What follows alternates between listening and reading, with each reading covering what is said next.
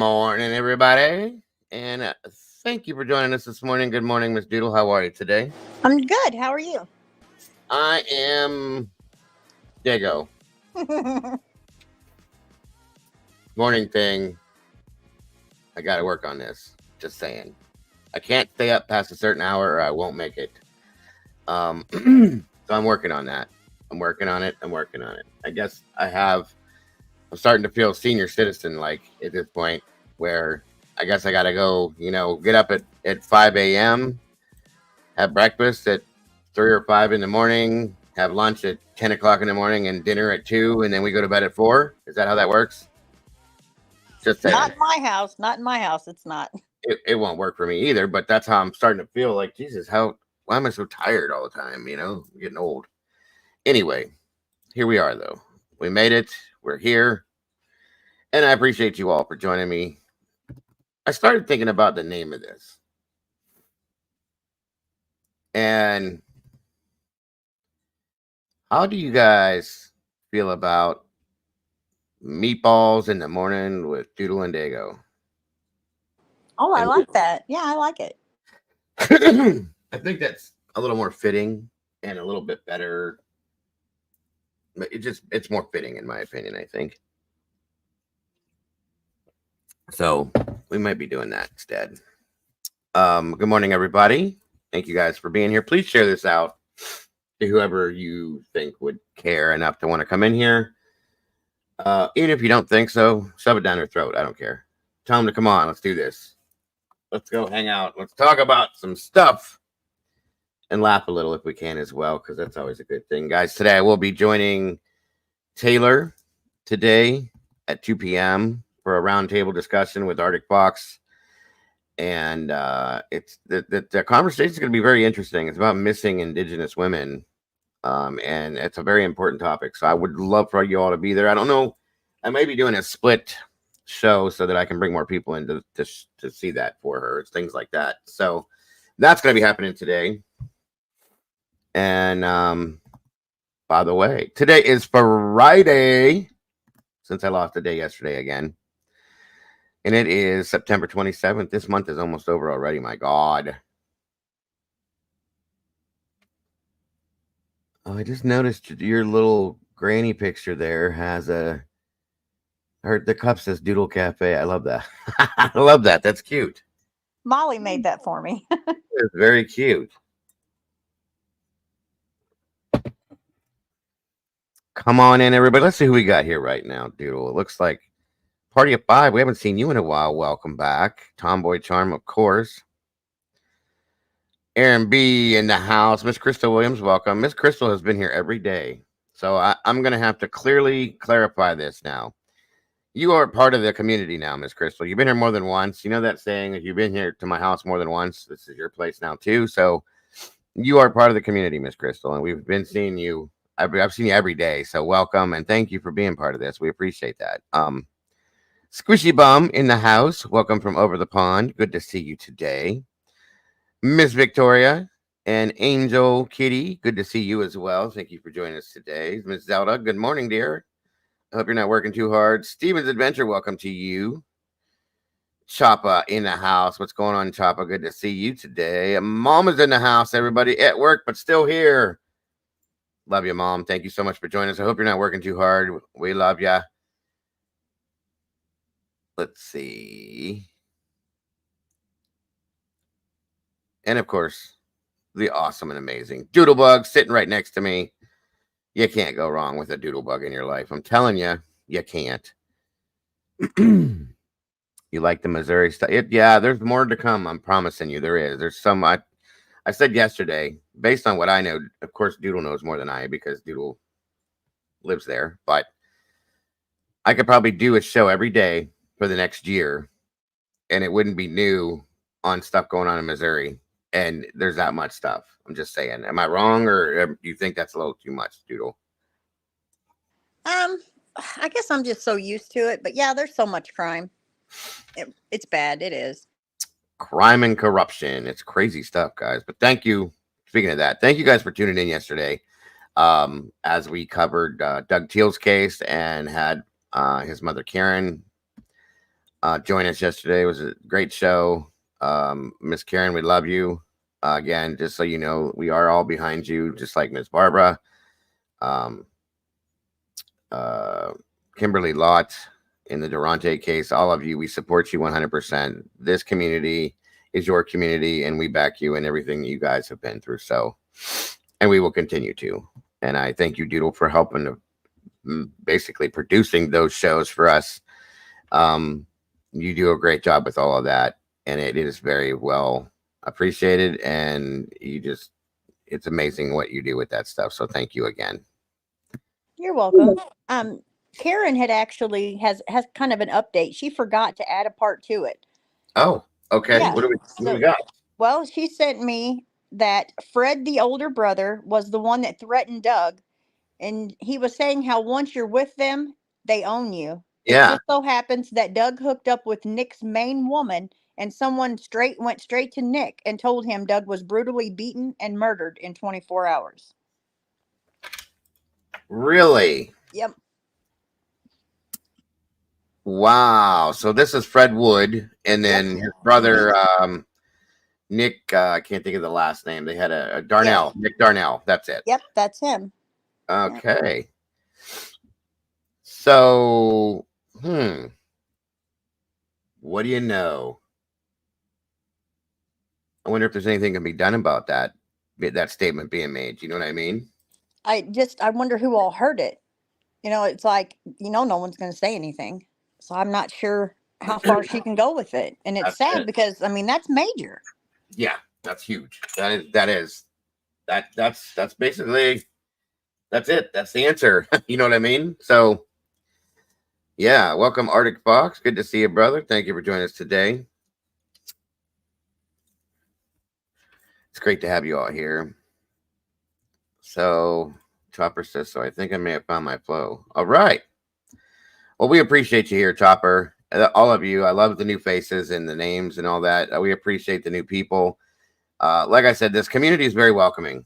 Okay. And we are a blended community of multiple communities, in my opinion. Arctic, of course, Mom, the people that, flow with them, flow with us, vice versa. And it's an amazing group of people, guys. Very supportive community. I didn't do this all by myself. I promise you that. So I appreciate every one of you. We all do. And my door is always open, morning, noon, or night. Wherever you are, it doesn't matter. We appreciate you all very much. So thank you. And I'm glad that to anybody that feels comfortable in here, that's the whole goal. So thank you for that. And again, good morning, everybody. Fill up your cups and wake up with us. It's great to have you here. Good morning, Spooky Paws. Good to see you. That's big, Doodle. I can't get that in my head now. I can't. Which did she say what she's gonna do? No, she just said that she forgot that main part. And so I guess she got, so upset. She just kind of just slipped away from her. Of course. I don't, what do you expect? That's, geez, but that is big. I hope something can be done about that. That's crazy. That in itself tells you the story. So Doug, let me reiterate this for those of you that were here yesterday and were listening to what went on with that stuff. So Doug Teal, basically you're saying that he hooked up with Nick's girlfriend, per se, his main girl, whatever you want to call it. And because of that, he was beat to death, basically.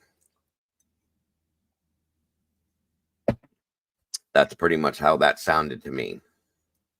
Was it stated who was involved in the beating? No, I'm assuming that it's the Nick and Fred. Just the two brothers, right? Yeah. Okay. Yeah. Welcome. Good morning, Willie. That's insane, Doodle. That's insane. I'm telling you. There's got to be something done at this point. It's been too long. This happened in 2010, you guys. We're in 14 years. Come on. Okay. And I think it's been known probably by the group of people that surrounded those brothers for years. I'm sure they couldn't keep their big mouths shut, but threatened everybody. Everybody has a fear of these two for some reason, or the family itself, maybe. I don't know. But at that point, you got to think about this for a minute, okay? If we flow with the corruption side of that, I believe these two worked for the police, or vice versa. The police worked for them on the take. You know, they had them in their pocket in a bigger realm of things. So that's why people had a fear of them. In turn, they get away with what they want. That's not okay anymore. I'll sit and blast these two names all over the internet. I don't care who. I have no fear. You can't do this to people and get away with it, and put these families and these mothers through what they've been going through. It's just not. No, it's not going to happen. It's not fair. So that's in a sense good news, but the other side of it is, can anything be done? Will anything be done? Because we know what law enforcement has done there so far. So I guess I'm glad to hear that, but damn. Maybe if we just make enough noise, somebody will see it. Well, like I said, I'm going to contact the Department of Justice on this and see if there's anything at all that will bring them to take a look at this stuff. You know what I mean? And if not, well, I don't know. We'll keep making noise about it. It's the only thing we can do, you guys. We can't sit here quietly though and let it be. That's all I'm saying. And I won't do that. So see, Arctic is asking for cake. She doesn't do the cake thing when she's up here, guys. She's out of cake duty. We got to find a cake server out here when Doodle's on panel like this. I don't know. Let me see. It would be nice to have some coffee cakes with the coffee now, wouldn't it? I love coffee cake.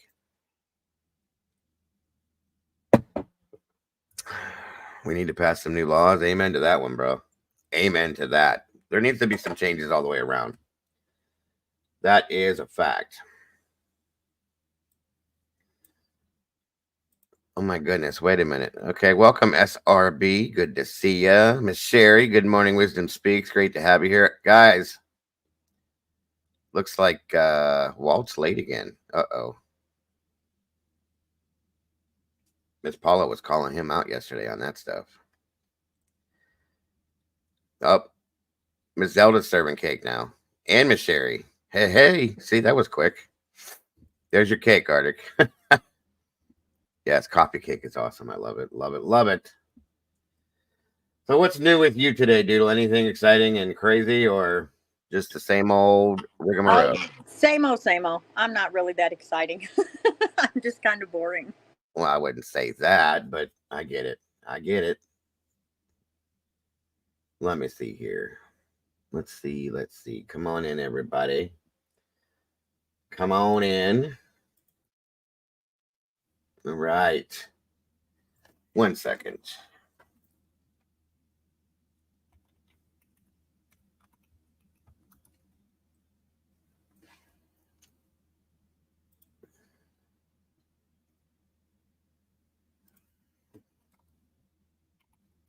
Come on. For those of you down in Florida, I hope you are being safe.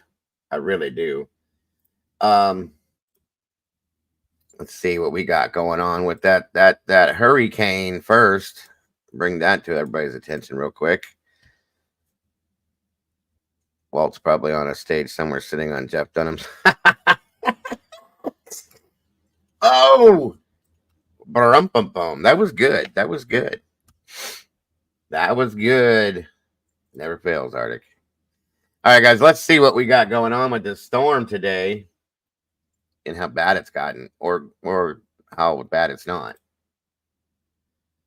So it looks like, let's see here, we got, it looks like it's affecting more than just Florida now. North Carolina too. I hope you're being safe down there too, Miss Sherry, in the Carolinas. That's not a good one. Hold on, guys. I'll be right back with it.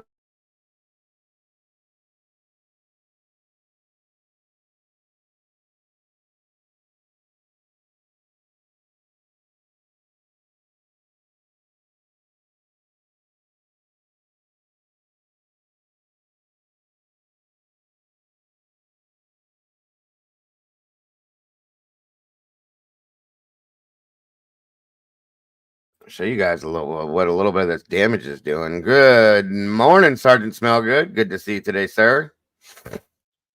I hope you're doing well. There's your buddy. He's saying good morning to you, Doodle. Good morning. Good morning, Sergeant Smellgood. Are you smelling good today, sir? I love the name. I gotta ask, sir, what cologne do you wear? If any, with that name, I gotta ask. Welcome to the morning show, sir. It's great to have you here. I hope you're doing well and being safe in the streets. Peanut or Bubba? I don't know. Walt would be Peanut to me, I would say, yes. Or wait, Peanut's the purple thing, isn't he? Stetson for men, yes. Stetson. There's a newer version of that they have that I actually liked. I used to wear that when I was younger. That's a man's cologne. That's no lie. No lie. Stetson and bacon grease. There you go. Yeah, that sounds like something Doodle would say. Can't go wrong with bacon grease. I got a big old jar of it sitting right next to my stove. It goes in a lot of the stuff we cook. That's probably why I'm not healthy. The joys of being married to a Southern woman. So let's check this out. This is some of the damage that's been done from this storm, guys. It's not pretty. I feel for these people. I really do. A massive storm in the southeast. Helene is making history as the strongest hurricane on record to slam Florida's Big Bend. And the now tropical storm roared ashore just after 11 p.m. Eastern time, packing winds of 140 miles an hour and turning roads into rivers. At least 3 people have been killed, 1 in Florida and 2 from a possible tornado in Georgia. And 1.3 million homes and businesses are without power in Florida and more than 500,000 in Georgia. The governors of Florida, Georgia, Alabama, the Carolinas, and Virginia all declared emergencies in their states. Just understand that storm is not done, and it's very, very hazardous to go out for there, especially with how fast this storm is moving. You're going to be putting yourself in jeopardy. CBS News correspondent Jason Allen is driving near Perry, Florida. That's sort of south of Tallahassee, I think, surveying the damage. Jason, just how are conditions where you are right now? Yeah, good morning, Anne Marie. We have been making the drive from Crawfordville this morning east toward Perry. I'm going to give you a look out the front so you can see what we're seeing right now. This is very representative of what we have seen a lot on the road. And we're just going to stop right now because there's this convoy of vehicles. It looks like power trucks, power crews. They're going to make their way just to the other side of us. We'll let their lights kind of pass here in front of the camera. This is what it's been like. There's been a lot of times one lane of traffic just getting by. I'm pretty sure that looked like a National Guard vehicle. Did that or did that not look like a transport for the military? It really does. That's what I thought that was. Just making sure I'm not seeing things. Just enough of a tree cutaway or a power line cutaway to enable some of these crews to make their way along these roads. This is the Big Bend. This is where the storm came ashore, and there has been tremendous damage just up ahead of us. Yeah, that's either a cargo or a transport, like a military cargo or transport truck. I see those all the time, so I know what that is. But yeah, they're probably bringing the National Guard in my opinion. I mean, considering what these people are going through, look at the roads themselves. I'm sure there's a lot of damage, and they're going to need it. So good to see that. Good morning, Casser. Hello. Good to see you here. Yes, I did hear Cedar Key was hit hard, SRB. That is true. Us in the Perry area overnight where this storm hit. There have been buildings there that have been destroyed. There's been metal siding that has been ripped off of a lot of buildings. There's been debris filling the streets. The sheriff's office there this morning has been telling people again not to go out on the roads unless they absolutely have to, because there is just so many trees and so many power lines that are down. The crews that we have seen out there, for the most part, they have been public safety. They have been power line crews. They have been crews maybe that were swift water rescue if they need to get into any of the flooded areas. And as we continue back on the roadway this morning, now we'll get a section that's clear. So a lot of cleanup still to be done. And that some of these crews are still making their way, Anne Marie, into some of these areas to get a sense of just how bad the damage was in the overnight hours. All right, Jason, thank you so much. You stay safe out there. Well, Helene is now tearing through Georgia after making landfall in Florida overnight. Strong winds and heavy rains are pounding the Atlanta metro area, and that is where our Dave Malkoff is standing by with an update on the storm. Dave, good morning. Hi, Anne-Marie. This is Atlanta in the north part of Georgia, and look at how high the water is here. We could expect another 3 to 5 inches of rain coming down as Helene moves over us. This apartment complex is completely underwater. In fact, Marcus and his wife Nastasia and their 3-month-old baby, they live way back there. When the rain started to come down and the flood water started to rise, there's a big creek back there that has contributed to this as well. A neighbor came down and knocked on their door, tell them, we got to get you guys out of here. We got to get you to move to higher ground.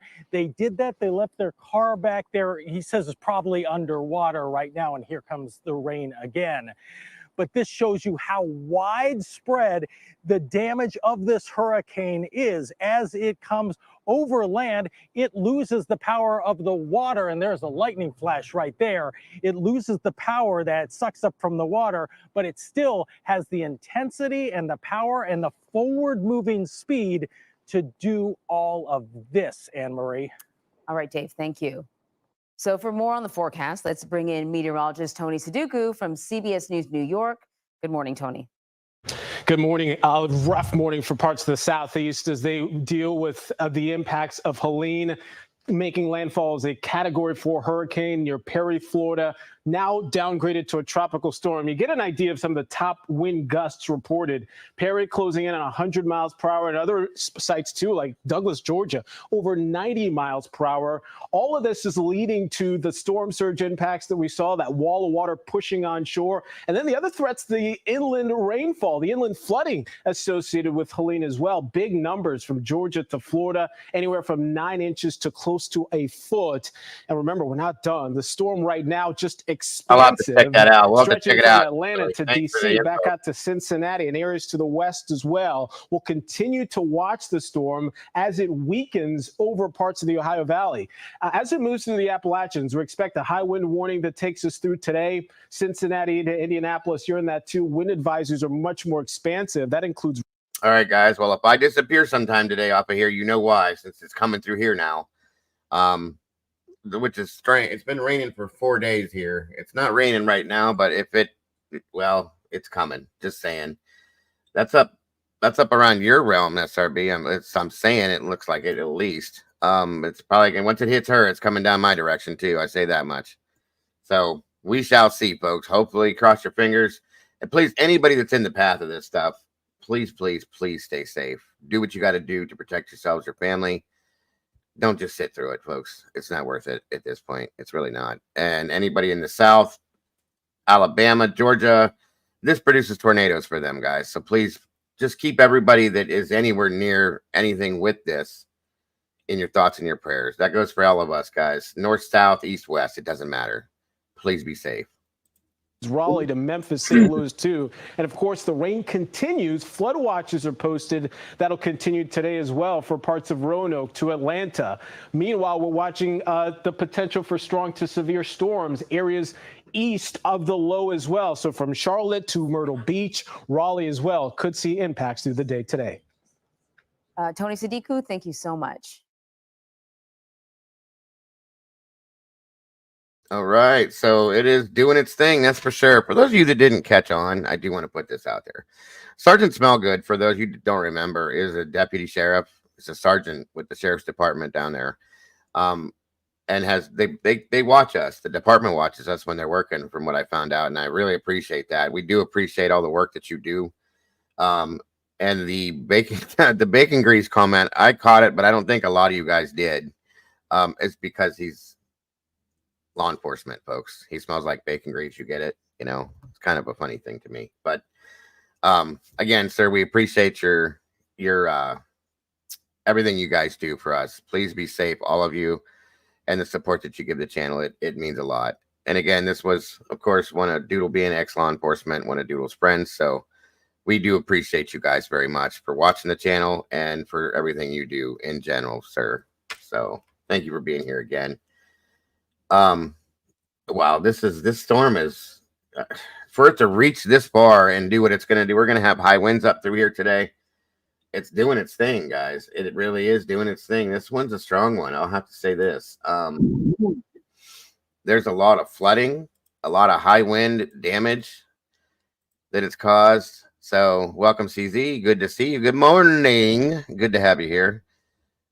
Well, yeah, Willie, hey, listen, dude, we're neighbors, bro. So if it's hitting us, there's a grand possibility you're going to get some of that crap Pictures too. coming into the newsroom this morning in the aftermath of the storm. Local 10's Alexis Frazier is in the newsroom with a closer look. Alexis. Well, Eric, just about every part of Florida felt the effects of Helene in some form or another. In Hillsborough County, floodwaters so high, a teenager ended up trapped in her car. Just take a look for yourself. I am on the back of my truck. I don't know if I can get it. All right, stand by. I'm going to help you. Come on. It's all right. It's okay. You're all right. Come on. Well, this video sent to us by the Hillsborough County Sheriff's Office. Deputies were thankfully able to come to that teen's rescue. They say they've received more than 300 storm-related emergencies calls all across the county. The area was one of the first to issue a mandatory evacuation. Tampa's mayor addressing other rescues in their city from overnight. 87 rescues so far. The last count was 47 individuals and 8 dogs have been rescued by a boat. So they've been at that mostly since about 2 a.m. I'm glad that they're saving animals as well, because that is just as important, you guys, in my opinion. These are good people. They are definitely living up to the protect and serve statement. And God bless every one of them. These storms aren't a joke, folks. People are like, oh, it's a storm. Okay, whatever. No. If you've ever dealt with a storm or worked through a storm, twice in my years in the fire service and EMS, I've worked through tornadoes, or I can't think of what they call the tail end of a tornado. This is no joke. No joke. It does a lot of damage. It hurts a lot of people. It causes a lot of prolonged issues in communities. It's a bad thing. It's very scary stuff. So anybody that works in law enforcement, fire, EMS, first responders, search and rescue, any of that stuff, please be safe. It's not a joke. It's very rough. I'm telling you, it's hard stuff. And a lot of the things that are dealt with are not fun. So thank you to everybody that does that kind of stuff. We appreciate your work out there. And I promise you our thoughts and prayers are with all of you. And of course, in California, yes, Victoria, the fires are insane. Yeah, that's another one too. That's happened to me. We've had to rescue multiple people that think that the water's not so deep, and they're going to drive through it. It kills the car, and then they're stuck, and the water's rising as they're sitting in these cars, and they have nothing. These people don't know what to do. I actually did that as a teenager. I didn't turn around, and I got stuck in the middle. My car flooded out, but because I kept my foot on the gas, somehow I got out of it. I don't know how I did it, but I did. But I knew then, wow, this is so not worth it. Yeah, it depends on what vehicle you have, but don't chance it, folks. Turn around, like she says, turn around, don't drown. If you can get out of it, I'm telling you, I've many people I've pulled out of vehicles. We've had to pull in and save people from just generalized flooding in the local city that I lived in, because these cars don't do it. If you got a Jeep, you got a truck that's above this, okay, that's fine, but you still don't know how deep that water could be. So be careful, unless you're going out in a boat. Don't chance it, folks, is all I'm saying. Be safe. Good morning, Mikey. Good to see you this morning, sir. Thank you for joining us today. We appreciate you. We got 32 amazing peeps in here today.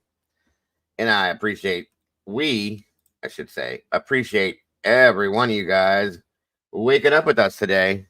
And I hope you're all having a great day so far. Hopefully we can make it better. Plus your brake and power steering lines get flooded. Oh, yeah. Yeah, you can listen. A lot of it, what happens is the water splashing up from underneath the vehicle under into the motor compartment will short out your alternator and other things.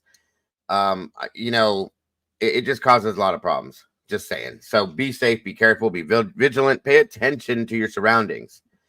Mikey, I hope you're safe down there as well, brother. I hope there's not a lot of damage for you guys. I know you were more inland, but still, just saying.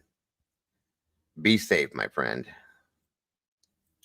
So let's check out this video that Willie was talking about this morning. Definitely interesting. Thank you, SRB, for that. We were with Bob. By the way, welcome to the Blue Crew. Thank you for doing everything you do, because we all know, what am I going to say, that I couldn't, wouldn't, or shouldn't try to do this without them. Here we go. Thank you, SRB. And Willie, thanks for the info, brother. Just a little while ago, and he said, hold on, I'm going to go help that lady in that car. And he joins us right now from... Guys, this water is up to this man's chest. This is insanity. Look at this. It's like he's standing in a lake. And look at her car. The car, it's up over the window on the side of the car. That is crazy. And here's the thing. Like, some of these people, guys, you think, well, why don't they get out of the car and do that? It's not that easy. When you have that water pushed up against your doors, you can't just open them doors. That makes that door weigh, or feel like it weighs, about 3,000 pounds. It's very hard to do that kind of stuff. In turn, as you open that door, or if you put the window down, the water comes in, blah, blah, blah. This is not that easy. It's not. This man is a hero for sure. Look at this. Wow. one of the areas around Atlanta. Bob, tell us, when we saw you last, there was a lady in that white car behind you, and we could hear her screaming her head off during your live shot. And eventually you said, I've called 911, but the water was rising and you had to do something. So pick up the story. Steve, I know that we're swamped here with all the 911 calls because there's so many high water rescues that we've already documented so far, and called 911 in 5 minutes, 10 minutes, and you could hear her screaming, right? You could hear it during my live shot real loud, and that's her car right there. Windshield wipers are still on. So I just said, you know what? I realize I'm with you guys. I'm on the air, but I can't let it go. So I just, I dropped everything. And good for you. Good for you. Went in there, waded in, about check. That gives me hope for humanity, folks. I'm telling you right there. People that will stop what they're doing in the middle of something like this to go save somebody. You know, he didn't have to do that.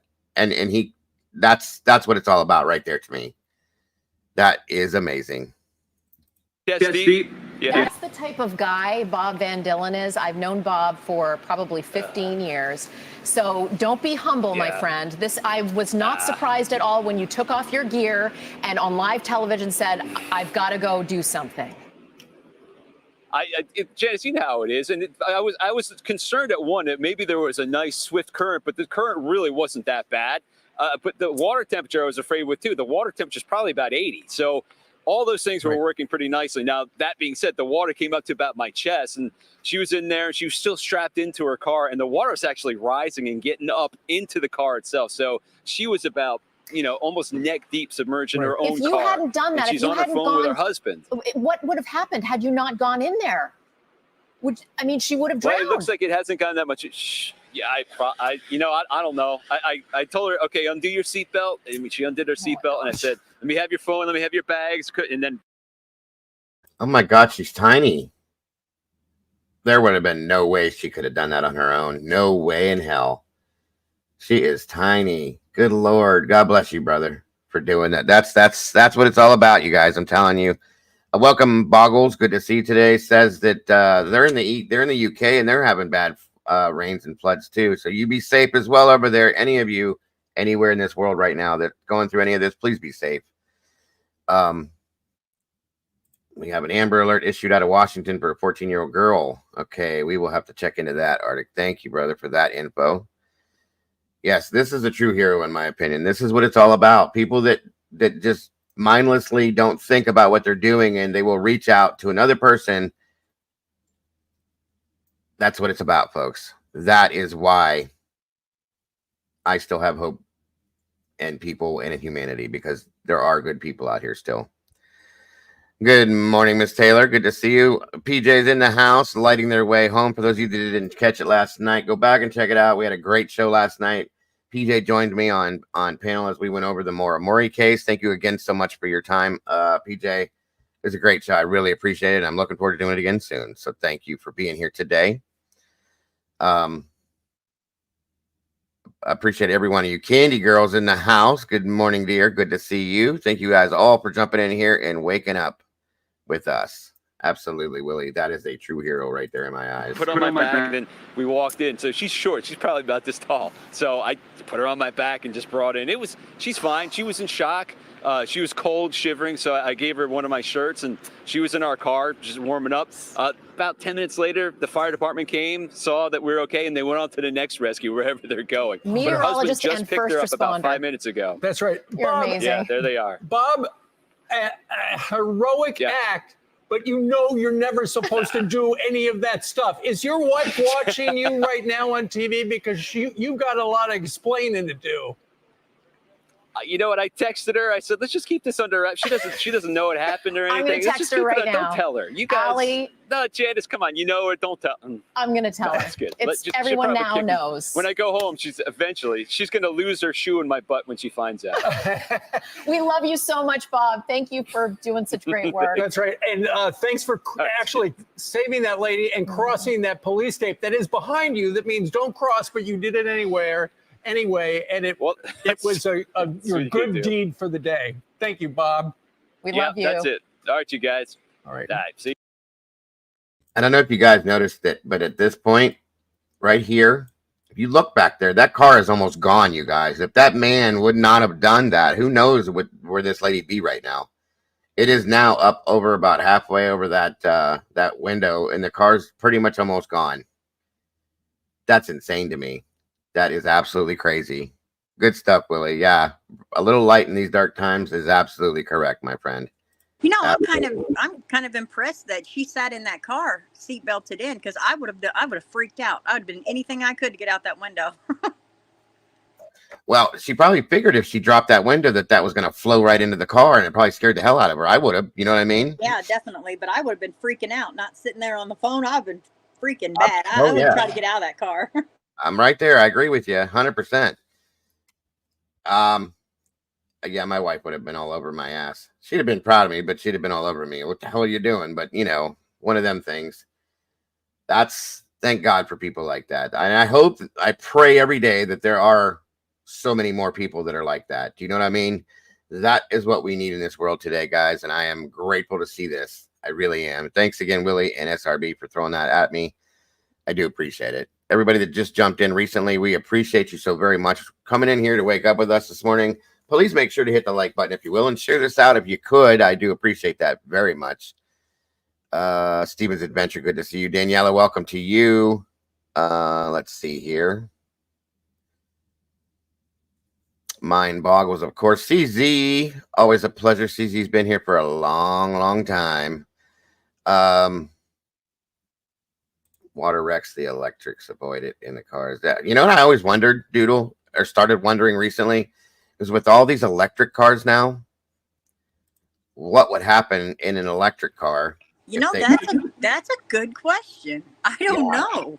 That's some crazy. I mean, you would imagine it would short out completely, but would you? You know, I don't know the way it works, the wiring systems and all that, and what is all. I mean, I'd be worried. Like, would you get electrocuted, or is it all grounded the right way? And still, right? Because you know you can't get water and electric together, so I'm not sure. What I'm saying, like, did it turn into like a lightning ball or something? You know. Willie says it would keep going. Probably would, to be honest with you. It's probably made for that kind of stuff at this point. Angels in disguise. Amen to that, CZ. Good morning, Alicia. It never matters. Never matters. Truth Seeker, welcome to you. It's so wonderful to see you guys this morning. I hope you're all having a great day today. And I hope you continue to. So this is awesome. This right here made my whole day seeing this. I'm telling you right now. Thanks, Willie, again, for letting me know. And SRB for throwing it at me. I appreciate that too. That's what I'm saying, Mikey. That I was just thinking that. Or does it ground out and fry out? That's, you know, that's a scary thought, considering what it's an all electric vehicle. Guys, please make sure to hit the like button. Yes. Good morning, Virginia Wolf. Morning show, meow. Wild hair. Good morning to you. Great to see the new names and faces in here. We appreciate you all so very much. Please be sure to share this out, like it up, and come on in here and wake up with me and Doodle. Let's wake up and get the day rolling. Great story there. Great story. All right. Let me see here. So Atlanta is being affected. Georgia in itself is being affected, the whole state. Alabama's being affected. Florida's being affected. It looks like we got stuff coming this direction again, high wind warnings and stuff like that in Ohio. So it's going to cross over all these other states before it hits to me. Everybody out there, be careful, please. Please, please, please. Oh, what a mess. What a mess. What a mess. Never fails. Jeez. The flooding is insane, you guys. This is a video at Tampa, Florida, Tampa Hospital. How bad the flooding is in this area.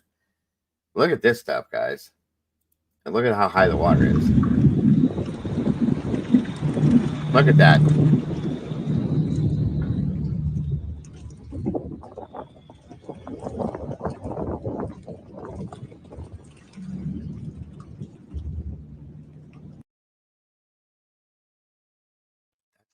That's insane. That is insane. Welcome, Drown Out the Drama. Leslie and Billy, good morning. Good morning. Good morning. Uh-oh. Morning show. Hey, hey.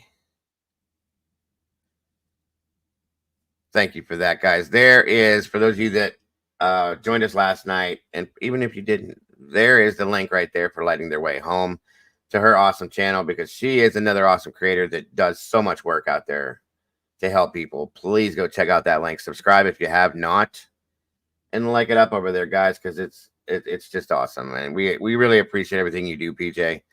I do specifically, and I know everybody else does. So please keep up the great work and keep doing what you do. You are appreciated. Yeah, this is just a mess, complete mess, you guys. Pray for everybody involved in this stuff, this storm, all of it. Just saying. Let me see something here. Let's see what we got.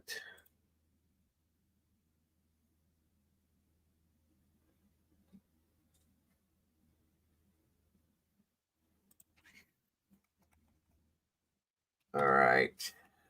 You guys get any kind of weird storm stuff down in Missouri there, ma'am? Yeah, we got some rain. Just rain. Yeah, well, that's good as long as it's not dangerous. Let me see. Let me see.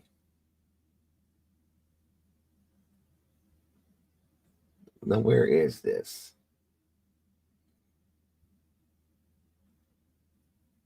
I thought this just happened. Now, I will say one thing that I've come to find out over the past few days. There's a lot of people that are coming to the surface. This whole, we all know about the P. Diddy thing. Currently, let me see here. I do have a bit of an interview from Boys in the Hood. Everybody's heard the Cuba Gooding Jr. being brought into what's going on. We all know who he is. He played Trey on Boys in the Hood, and he's been in a lot of different movies, but he has been brought into this, and this is a reaction to that thought and theory about him being put into this. To his Oscar-winning role in Jerry Maguire, Show Me the Money. Cuba Gooding Jr.'s Hollywood career seemed unstoppable, but a number of scandals over the last few years. Oh, hang on. We got a lot of people bopping in here. Good morning, Echo in Ohio. Good to see you, neighbor. Thank you for joining us today. Doodle is from Missouri, Echo. Crazy Linda's in the house. Good morning to you. Drown Out the Drama. All of you, thank you so very much for joining us today. I appreciate you all very much. Please hit the like button when you come in and share this out. Yeah, he's involved. He's been brought into this as well. He's been talked about from the beginning. So it's interesting. Derailed his once promising career. Now he's ready to make a comeback. What do you make of these new allegations, Cuba? God's will be done. lawsuits, accusations from multiple women, and in 2022, he pled guilty to forcibly touching a waitress in a nightclub. You've experienced some very dark times these past few years. So, but Cuba, so how's your faith? How has it helped you through those dark times? It's one of those things where I know that I'm here for a reason. And I know that as long as I do what I do and I'm good at what I do and I'm passionate about what I do, God's will be done. Still reeling from those dark days of scandal, his once squeaky clean image stained forever. People love you. You know, people do. You seem like you're on top of the world. You're jovial. How did you find yourself in a scenario where dozens of women were accusing you of sexual assault, pleading guilty to forcible touching, and settling lawsuits? People feel that I'm accessible to them. So I come in contact with all kinds of people, from people who adore you or people who are offended by you, people who feel you're aggressive. And you have to learn that as you walk on this path, you must stay neutral. When people interpret what's going on with you or what you're being exposed to, you have to make sure that you know your intention and you have to be accountable for your own actions. And I have been, and I have been. Back in March, Cuba was embroiled in another scandal. He was named as a co-defendant, accused of sexual assault in one of the many lawsuits against Diddy. Cuba has vehemently denied the allegations. Well, how do you fully escape it, though? Like your name, for example, was mentioned in the Diddy case. Which was the most ridiculous thing ever. Because you barely know This is him, the right? most ridiculous thing ever. But again, welcome to being a celebrity. Welcome to my world. Cuba's faith is what has seen him through and may have others seeing him in a new light. We'll walk straight out of here. Pretend to be the media. Now in the wake of the headlines, the Oscar winner is focusing on his latest film, in theaters tomorrow, The Firing Squad, a faith-based redemption story starring newcomer James Barrington and Kevin Sorbo. It's the true story of these Americans who go to Indonesia and get caught up in drugs or whatever, and they get put in an Indonesian prison and sentenced to death. You literally see the journey that these young Americans go through, and I kind of walked them through their journey. I found Christ in here, and he forgave me. I found Christ too. I mean, let's be frank. People who watch this interview, you know, there are going to be some people who say that's another celebrity who is using faith to make a comeback from experiencing a scandal. You can't please everybody all the time, but the people that are there to celebrate your artistry, that's my job, and that's my only mission in life. So he's bouncing claims that he's involved in Diddy stuff. Obviously, it's ridiculous, so on and so forth. I guess we'll have to see. I mean, this man has faced many allegations within this stuff. Are they true, or is it people reaching for money? You know what I mean? We don't know. Now, we know that the Diddy stuff is real. There's no two ways about it. It's just what it is, but I don't know about him. I don't know. I guess we're gonna have to wait and see how that comes down. I don't know. There's a lot of stuff that goes along with this that's been coming out since this happened. Good morning, Matahari. Good to see you today. I really appreciate everybody that's jumping in right now. Libby Chicken, I love the names too. It's great to see you all this morning. Miss Linda's saying she's got to clean out the garage. She got water in there. Be careful, Miss Linda. And I hope you're all, anybody that's in the path of the storm, please be safe, be vigilant. Good to see. Good to see you as well. Of course, Spooky Paws. I love that Echo in Ohio. I love that name. I just love that you're from Ohio. Whereabouts in Ohio are you from, Echo? Like, you don't have to give the exacts, but like, what are you close to? Just out of curiosity. Absolutely. Sending prayers to everybody that's involved with this, guys. It's all over the place at this point. We're all getting different versions of it, okay? Of course, Florida and the water states, as I call them, that are near the oceans are getting hammered, period. But we have interstates that are still getting high winds. I'm all the way up in Ohio, and I'm getting stuff today from it. So everybody, please be safe. Let's see. Good morning. Good golly. Molly's in the house. It's early, Molly. What are you doing here? You're near Newton Falls. Wow. Okay.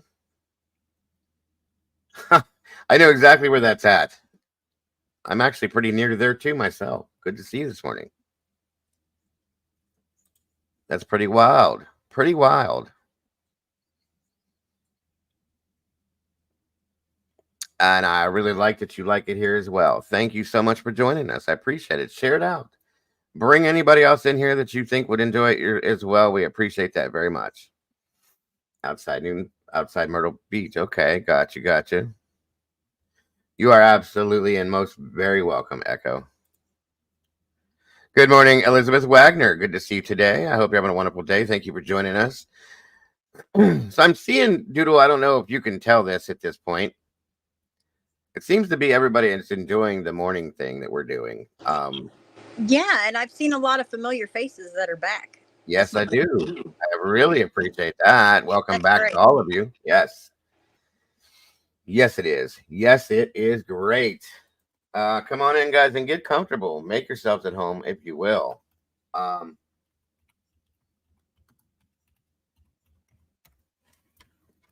me see here. What do we got?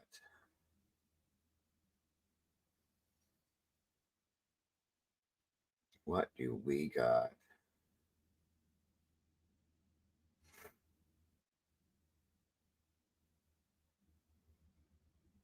Oh, that's what I was trying to pull for you guys. Give me 1 minute here.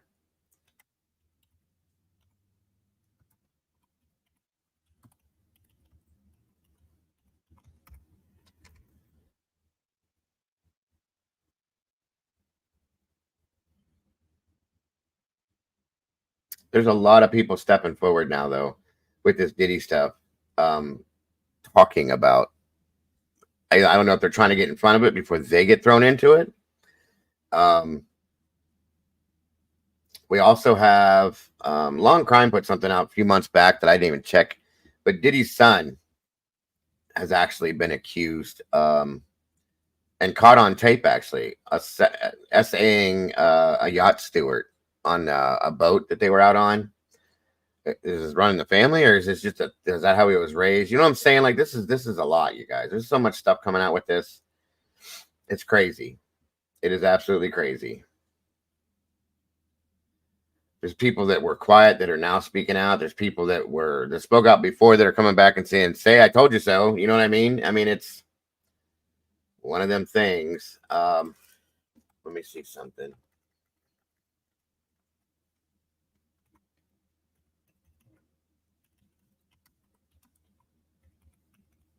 Where are we at? 12 hours ago. Diddy can't believe. I don't know if this is real, guys, but I'm going to show you anyway because this is pretty wild. Hold on a minute. This is after he got some bail hearing, I guess. But I thought they weren't giving him bail. So that's why I don't know if this is even real, but let's see what they're saying. Spending time alone in a jail cell. His bail was denied twice, and the music mogul is so devastated that he has been placed on suicide watch. But Diddy isn't the only one who's worried. Some of his ex-girlfriends who participated in his crimes are already preparing for prison life. Wait till you know why Jennifer Lopez and Young Miami may be following Diddy to jail very soon. Their crimes will shock you. Diddy $50 million bail package rejected. Diddy doesn't want to spend a night in jail. After his arrest, his lawyers proposed a massive bail package to secure his release. The package included a $50 million bail package co-signed by Mr. Diddy, his mother, and other family members. Home detention, surrender of his passport, weekly drug test, and a visitor log that would be submitted to pretrial services each night. But that wasn't all. They also included his $48 million home in Miami, his private jet, and his kids' passports. He would also have restricted female visitors apart from his mother, his daughters, and his daughter's mother.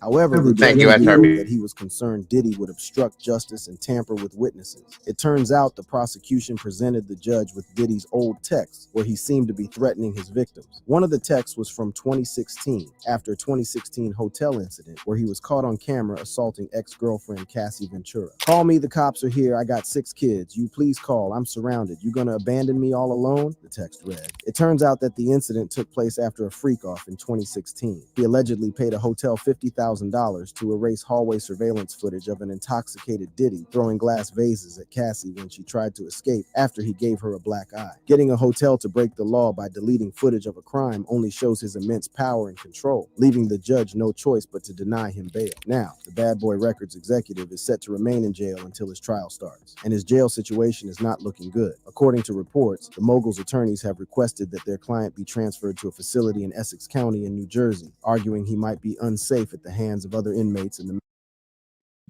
You know what? Oh, boo-hoo. I'm sorry, but I can't feel for this guy at all. He wants to be transferred out to a country club jail where he's not going to be assaulted by anybody. You didn't think about that when you were hurting these other people, did you? Right, rich people problems. Thank you. Thank you. Thank you. I got the money. Just send me where I can see the open air and bro, get over yourself. Sorry. It's called the real life. That's what it is. This is called real life, bud. That's how it works. Good. Oh, there's Walt. Stepping in a little bit late there, Walter. Thank you for joining us. I'm just kidding, bro. Good to have you here. Metropolitan Detention Center. The rapper's huge celebrity status and the allegations of violence against women make him a very attractive target for assault. In the subculture of jails and prisons, delivering a hit on someone like Diddy would be considered a badge of honor. This reality adds another layer of danger to his already precarious situation. The constant threat of violence and the need to remain vigilant at all times are new and terrifying aspects of Diddy's life. And now reports show that Diddy has now been placed on suicide watch, with insiders revealing it's because he is a high-profile inmate. However, there are reports that it could be because of the jail's conditions. The infamous Metropolitan... I'm going to tell you my thoughts. I think Diddy has been publicly placed on suicide watch for a specific reason. Okay? This is opinion I have. This isn't factual information. I'm just telling you. First off, good to see you, Callie. Thank you for joining us today, dear. It's great to have you here. They are publicly putting him on suicide watch. They put this across every network they possibly can. So the whole public season hears this, right? Here's the reason why I think they're doing this. We all know what happened to Epstein. How he took his own life, you know. We remember that, right? Okay. Anyway, they did this on the public eye because if something happens to him, they're going to say he was on suicide watch. It's basically so that nobody can take him out. That's what this is about, guys, because that's what's going to happen. Okay. We all know that this man, there's going to be hits put out on him, period, because of what he knows and who he knows. The interview we covered with Suge Knight talking about it said that he knows too much and that his life is in danger. These are facts, folks, that he does. So they put him publicly out there to the whole world to let everybody know he's on suicide watch. I don't think that's it all what it is. They have to do that because if the whole world knows that he's being watched for that and then something happens to him, then everybody will know what is the truth and people won't come at him in that sense. It's to keep him protected till he can go to court, guys. Is all that is, in my opinion.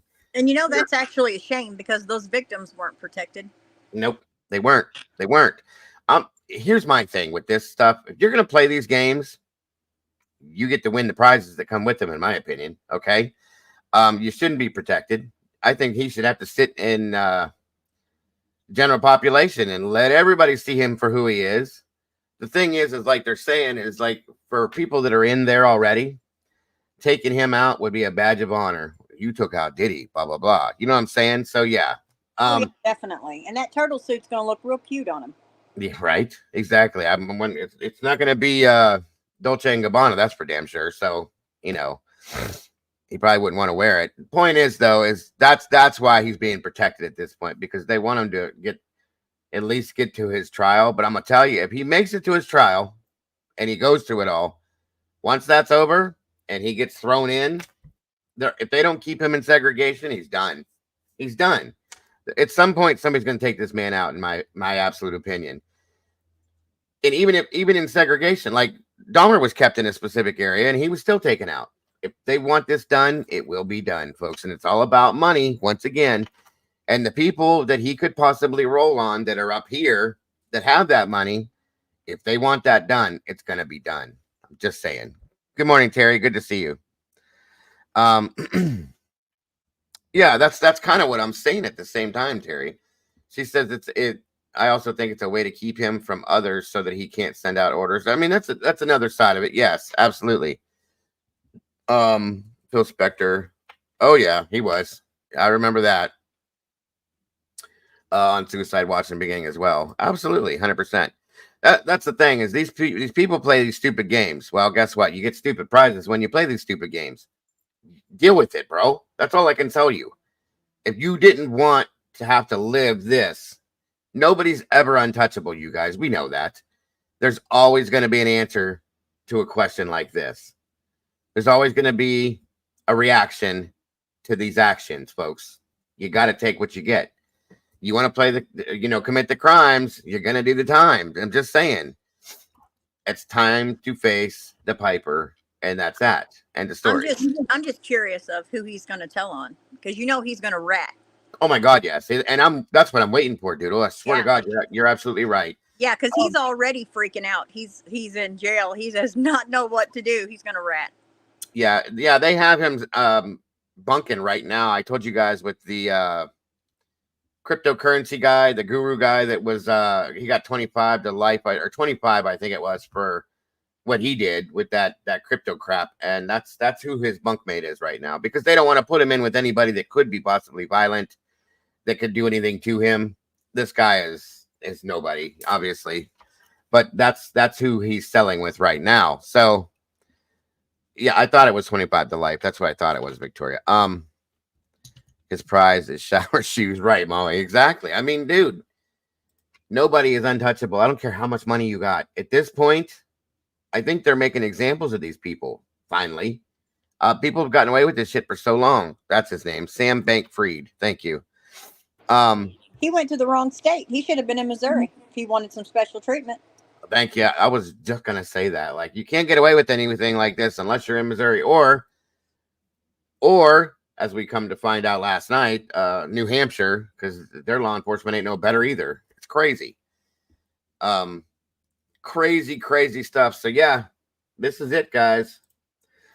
I don't think that they're going to transfer him. I don't think that he's going to get that. I don't think that they're going to give in to any of his shit now. I think that they're going to make an example out of this because they kind of have to at this point.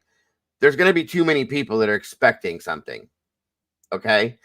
And it's going to cause rioting. It's going to cause a lot of shit if they don't do what they're supposed to do with this. They can't just let this go. Okay? They can't be bought out. They can't let that happen because then everybody's going to know. So again, these are my opinions. Nobody has to agree. It was stated that he collapsed when he was in court. I don't think that's true. But oh, sorry, I took that down. I don't know why. Hold on, let me finish through this for you guys.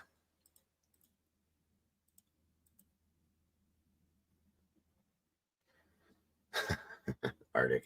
Metropolitan Detention Center, or the MDC, where Diddy is being held, has gained a notorious reputation for its deplorable conditions and the high-profile inmates who have been detained within its walls. Diddy's legal team has been vocal about the conditions at the Brooklyn facility and described the conditions as horrific and not fit for pretrial detention. The MDC has earned its name Hell on Earth due to the shocking conditions and harrowing experiences faced by its inmates. Upon arrival, he was processed and immediately placed in the Special Housing Unit, or SHU, due to his high-profile status. The SHU is the most restrictive part of the entire facility. It's designed for inmates who require maximum security and isolation. Diddy's cell measures a mere 6 feet by 9 feet, a far cry from the spacious mansions he once called home. Inside, he has 2 metal bunk beds, a one-piece mattress with an attached pillow, a blanket, 1 uniform, and a limited amount of commissary. The cell also contains a steel toilet and sink combination and a small writing desk. One of the most shocking aspects of Diddy's confinement is the toilet, which is rigged to flush only thrice daily. This measure prevents prisoners from flooding their cells and the entire facility. In the SHU, Diddy is allowed out of his cell thrice a week for 1 hour daily. This brief respite is spent in a small enclosed yard where he can stretch his legs and get a glimpse of the outside world. But even this tiny freedom is heavily monitored and controlled. The jail itself is a nightmare. In 2019, a power outage left inmates without heat, light, or hot water for days during one of the coldest winters in recent recent memory. The temperature inside the cells reportedly dropped to near freezing levels, forcing inmates to wrap themselves head to toe in towels and blankets. The crisis came to a head with protesters gathering outside the facility, where inmates banged on the jail's walls and flashed nightlights, pleading for help. The power outage was not an isolated incident. Reports of rat infestations, mold, and lack of access to clean drinking water are common. Violence is another pervasive issue within MDC. Inmates live in constant fear of attacks from fellow detainees and even correctional officers. But even with all these deplorable conditions, there's wide agreement that Diddy deserves it, especially after his charges were made public. The music mogul was charged with racketeering conspiracy, sex trafficking, and transportation to engage in prostitution. Today I'm announcing the unsealing of a 3-count indictment, charging Sean Combs with racketeering conspiracy, sex trafficking, interstate transportation for prostitution. This indictment, announced by Damian Williams, the United States Attorney for the Southern District of New York, and William S. Walker, the acting special agent in charge of the New York Field Office of Homeland Security Investigations, paints a grim picture of a man who allegedly used his business empire to commit heinous crimes. According to the indictment, from 2008 to the present, Diddy led a criminal enterprise that engaged in sex trafficking, forced labor, kidnapping, arson, bribery, and obstruction of justice. Diddy, who appeared in a New York City federal courtroom wearing a black t-shirt and gray sweatpants, pleaded not guilty to all charges, but the details of the indictment are nothing short of shocking. The indictment describes a criminal enterprise led by Diddy that existed to facilitate his abuse and exploitation of women, protect his reputation, and conceal his conduct. One of the most shocking aspects of the indictment is the allegation that Diddy organized events known as freak-offs. These were elaborate sex performances that involved frequent days-long sexual activity with male commercial sex workers, some of whom were transported over state lines. Diddy allegedly used violence and intimidation to ensure participation in these events, leveraging his power over victims by distributing narcotics, exploiting his financial support, and threatening to cut off that support. He also threatened to expose embarrassing and sensitive recordings of these events if the women did not comply with his demands. The indictment also details repeated physical abuse by Diddy. He allegedly assaulted women by striking, punching, dragging, throwing objects at, and kicking them. These assaults often resulted in injuries that took days or weeks to heal. Diddy also allegedly assaulted witnesses to his abuse, further demonstrating his willingness to use violence to maintain control. Diddy relied on his power as a business empire leader to commit these crimes. Employees of Diddy's businesses, including high-ranking supervisors, security staff, personal assistants, and household staff, acted as intermediaries to arrange travel and hotel rooms, stock the hotel rooms for Diddy's commercial sex activity, contact or locate women and other individuals he targeted for abuse, and conceal and cover up the abuse. This criminal concealment included efforts to prevent law enforcement from learning about his abuse. Diddy is charged with 1 count of racketeering conspiracy, which carries a maximum sentence of life in prison, 1 count of sex trafficking by force, fraud, or coercion, which carries a maximum sentence of life in prison and a mandatory minimum sentence of 15 years in prison, and 1 count of transportation for purposes of prostitution, which carries a maximum sentence of 10 years in prison. And it seems the music mogul won't be going down alone. His industry buddies, from Jay-Z to Jennifer Lopez, may be next on the chopping block. Celebrities joining Diddy. Diddy's associates are scrambling to clear their names after.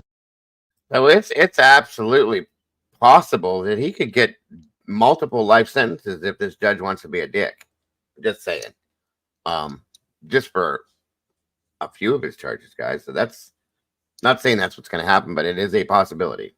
It's what should happen, and they should make him an example. I mean, I agree. Everybody liked him, so.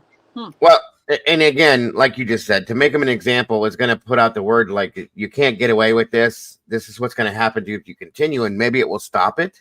I don't know. I doubt it, but it maybe. You never know. Yeah, he was arrested in L.A., Victoria. Or wait. Yeah, he got arrested in L.A. That's right. I was thinking back to March when that other raid thing happened, but yeah, I believe he was. Mogul was arrested. Their crimes are surfacing, and it might not take long for them to join Diddy in jail. One of them is Young Miami. Diddy and Young Miami, whose real name is Carisha Rebecca Brownlee, were once one of the most talked about couples in the hip-hop world after publicly confirming their romance on Young Miami's podcast, Carisha Please. Young Miami, a member of the rap duo City Girls, has made a name. Are you sure he was in New York, Terry? I could have swore to God it was in L.A. Is anybody else? Maybe it was New York then. I could have swore to God it was L.A. What, isn't he being held in L.A. County? or that Metro, LA Metro, whatever that's called. That's in Los Angeles, isn't it? I'll have to look into that. For herself in the music industry. Her relationship with Diddy only added. Okay, he's in. Okay, then thank you for correcting me, Terry and Ray. So there it is. There's the answer. It is in New York then, guys. My apologies. Well, that's good to know then, because I thought it was LA for some reason. I don't know why. Maybe, like I said, maybe it's because I was thinking the house in LA was the house that was raided in March, right? So maybe that's where my mind went that direction. So there we go. It's New York City, guys. New York, New York. But they raided his house in LA. They also raided the New York place, and there was someplace else that he had that they raided as well. I can't think of where it was. Manhattan. Okay, thank you, Tomboy. So, well, then, yes, he's been in New York. Didn't look like LA. Gotcha, Victoria.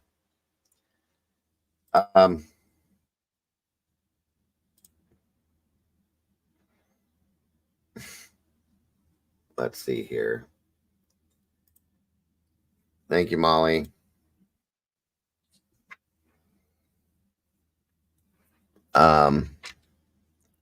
The exercise court is on the roof that fed you. Oh, okay. Miami, that was it. Thank you, Kelly. Yeah, the Miami place too. He was arrested at the Park Hyatt Hotel. Oh, rough life, bro.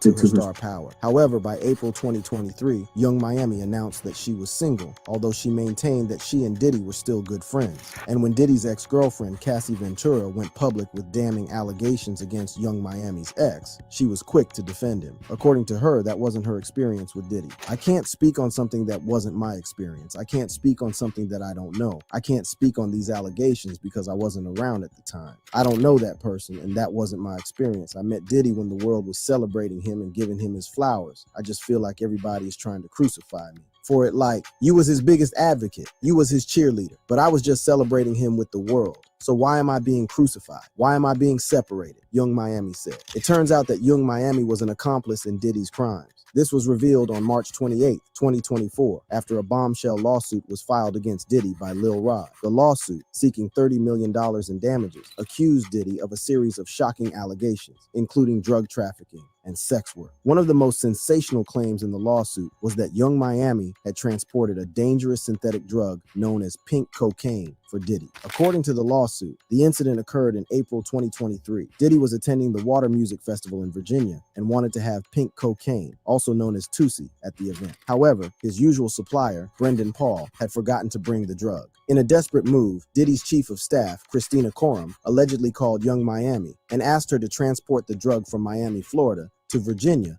on a private jet. The lawsuit claims that Young Miami complied with the request and brought the pink cocaine on the private jet. The drug, a bright pink synthetic concoction, is made from cheaper substances like ketamine, Molly, caffeine, and opioids. Lil Rod also revealed that he witnessed Diddy doing a few lines of the pink cocaine in his dressing room at the festival. That wasn't the only time she was mentioned in the lawsuit. Lil Rod also accused. So it's not even cocaine. He just said it's got ketamine and caffeine and a bunch of other shit in it, right? That's crazy. What is wrong with this guy's eye? Do you see that, Doodle? Yeah, that is odd. Is that his eye or is that I don't know. video? That's weird. Yeah, these people are crazy, SRB. I agree. You're just gonna put stuff in your body that you don't. Nope. I don't know. Maybe he got baby oil in it. Very possible. Or maybe he could be one of these lizard people. Look at his eye. Don't get Molly started. I know. Good to see you, Mittens for Kittens. Himalayan pink salt. Yeah, I know, right? her female cousin of sexual harassment. Lil Rod claims that the female cousin once tried to have sex with him in front of Diddy, an incident that left him feeling violated and powerless. Young Miami isn't the only one of Diddy's ex-lovers mentioned in the lawsuit. Jennifer Lopez's name appears alongside one of the most shocking allegations. For many, the 1999 club shooting involving Diddy and his then-girlfriend J-Lo was settled as Diddy was not found guilty of anything. However, the new Lil Rod lawsuit paints a different picture. In terms of shine, Diddy's 19-year-old rap protege was unfairly sentenced and J-Lo covered for Diddy. According to Lil Rod's lawsuit, I don't know, dude. What do you think J-Lo's gonna get hit with this? I don't think she will. I don't either. I think she has. I mean, he's famous just like her, but I think she'll get out of it. I really do. I do too. I do, absolutely. She you notice that she has stayed completely away from this kind of stuff once she got away from him. You haven't seen her name in the news for anything, at least as far as we can tell. I don't think she will either. I think she'll get. I can almost. Well, no, I'm not going to say that. I think she will get out of it, and if she does get charged, she'll get out of that. I think too. Rumored that she got a divorce because she's on those tapes. Yes, like divorced her for that reason. That's what I heard. But see, I've also heard the other side of this, that she left Ben because he was an alcoholic. So who knows? And he did have a drinking problem at some point. I don't know, you guys, but that's such a strange. You go from being with this guy to Ben Affleck and then to who she's with now. Like, what the hell? That's weird, you know? Right. How does that work? Thank you. That's my question. That's true too, Arctic. Ben may testify against J-Lo if he knows certain things, and who knows, she may not get out of it, you guys. I mean, I can't imagine her going to jail, but she very well may. It's very possible. If they're at the point now where they're done taking the shit and they're making examples out of this stuff, it's very possible. You know what I mean? Just saying, it's very possible. I just don't feel like she will. Diddy bragged about the shooting and how he got away with it, saying Mr. Combs shared that he was responsible for the shooting in the nightclub in New York City with rapper Shine. He shared that artist and Mr. Combs' girlfriend at the time, Jennifer Lopez, aka J-Lo, carried the gun into the club for him and passed him the gun after he got into an altercation. So what exactly happened that night, and how did Diddy get away with it? On December 27, 1999, Diddy and his then-girlfriend Jennifer Lopez had been celebrating a soon-to-be-released album by Shine, Diddy's 21-year-old protege, at Midtown's Club, New York. As Diddy's entourage was leaving, Diddy accidentally bumped into Matthew Allen, a street tough known as Scar, who responded with a shove. Things escalated as one of Allen's companions allegedly threw a stack of money in Diddy's face. Suddenly, gunshots shattered the air as bullets struck two men and a woman. The woman, shot in the face, was rushed to hospital. Cops were called to the scene, and Diddy and J-Lo were detained after a gun was found in their car as they left the nightclub. The vehicle was stopped after it fled the scene and jumped a set of red lights. The gun was found lying in the car and was identified as one that had been reported stolen in Georgia, and none of the four occupants of the car had a license for the gun.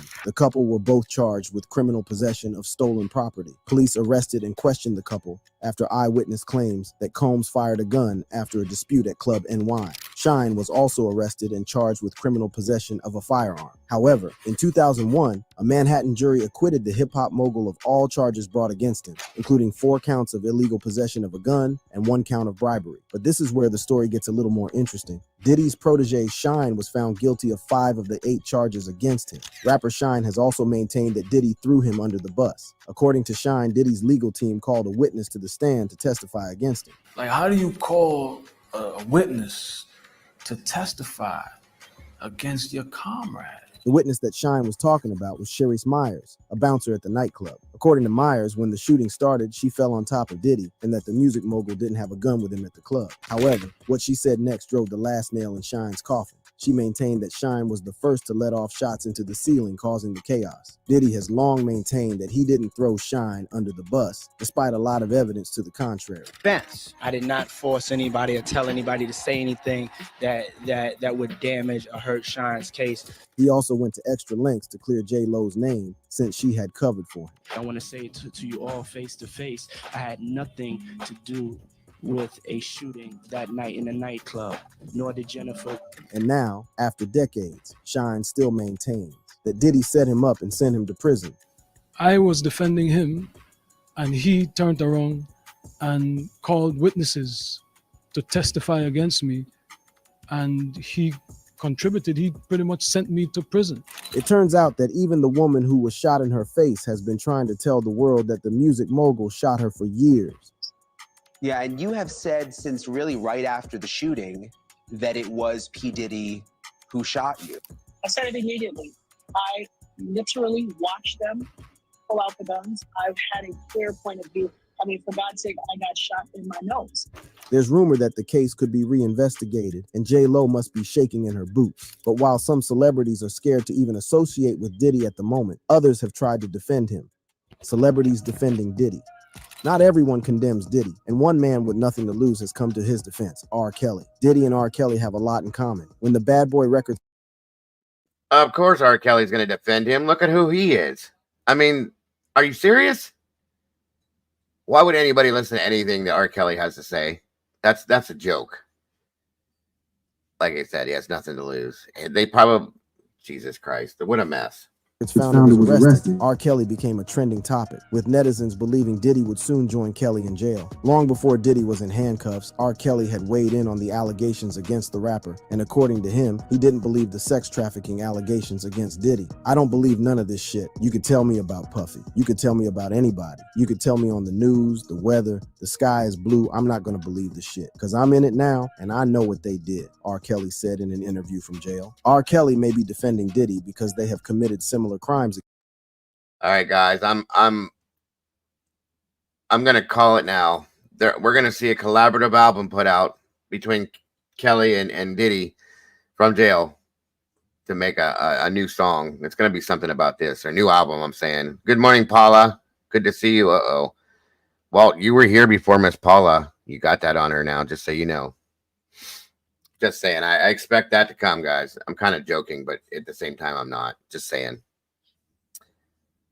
Against women, from sex trafficking charges to prostitution charges. The story of R. Kelly's alleged predatory behavior begins in the early 1990s. At the time, his star was rising, and his influence in the music industry was growing. However, behind the scenes, troubling allegations were already beginning to surface. 1994 marked a significant and controversial moment in R. Kelly's life. At 27, Kelly secretly married 15-year-old singer Aaliyah, a ceremony that took place in Chicago, and the marriage was shrouded in secrecy. It was later uncovered that Aaliyah had lied about her age on the wedding certificate, listing herself as 18, leading to the marriage being annulled in February 1995. But the scandal stained Kelly's reputation. The marriage to Aaliyah was just the beginning of a series of allegations and lawsuits that would plague Kelly throughout his career. In 1996, Tiffany Hawkins sued R. Kelly and claimed that she began sleeping with Kelly in 1991 when she was 15 and he was 24. In 2001, Tracy Sampson, a former intern at Epic Records, sued Kelly, accusing him of inducing her into an indecent sexual relationship when she was 17. In April and May of 2002, Kelly was sued by Patrice Jones, a Chicago woman who claimed he impregnated her when she was underage and forced her to have an abortion. Around the same time, Montina Woods also sued Kelly, alleging that he videotaped them having sex without her knowledge. The recording was allegedly circulated on a sex tape sold by bootleggers.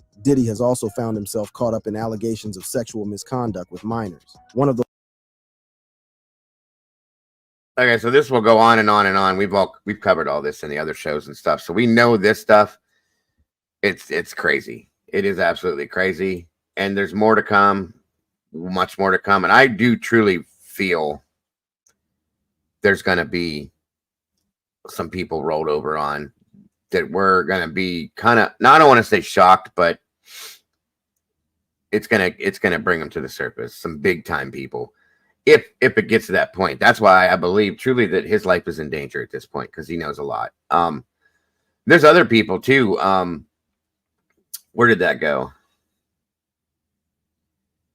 Somebody had sent this to me about an interview that Diddy did with Ellen DeGeneres. But any of you guys ever seen that or heard about that? Walt is gone.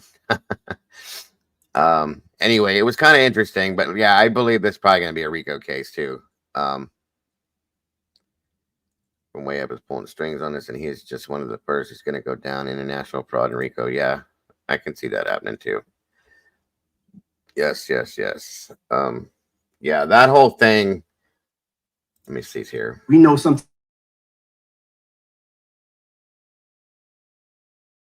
this is interesting. It says to go back and look at these interviews of the things that he said and did in some of these interviews. It's interesting to see now, knowing what we know now. But yeah, we're gonna hit this real quick and then move on to something different because there's a lot of other topics we can hit, I'm sure. So this is just what is hot right now. Dago and Ellen make a good. You mean Diddy and Ellen make a good pair? I'm not a psychopath, I don't think, but you know, just saying. Twitch from Ellen's show unalived himself. Yes. I remember that. I do remember that. Thank you for bringing that up, CZ. I was trying to remember his name, but yeah, that happened too, and there was rumor that it had something to do with some of this stuff. So I'm just telling you guys. Very good point. Jaguar, right? Isn't that right? She said a lot on this stuff. She's been talking about this for a long time, and they've been trying to shut her down for a long time too. So yes, I do agree with you, Arctic. I don't like Ellen either. Ugly, you know, and sometimes it doesn't come out into the forefront the way this one has come out. Welcome to Ms. Mojo, and today we're rewinding several interviews that retroactively left us asking, what? Same with the Wendy Williams situation. There's a lot that involved her too, from what I've seen and read. Oh, it's okay, Arctic. I knew what you meant, bud. Did Diddy say? You're going to hear about my party. They're going to be shutting them down. They're going to probably be arresting me, doing all types of crazy things just because we want to have a good time. Representing The Wendy Williams Show. After Hot 97 fired Wendy Williams in 1998, she accused Sean P. Diddy Combs of using his money and influence to, quote, try to crush her in New York.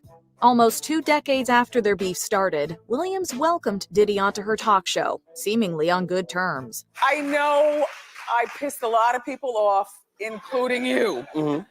But this is a full circle moment, everybody. Yes. Get into adult conversation.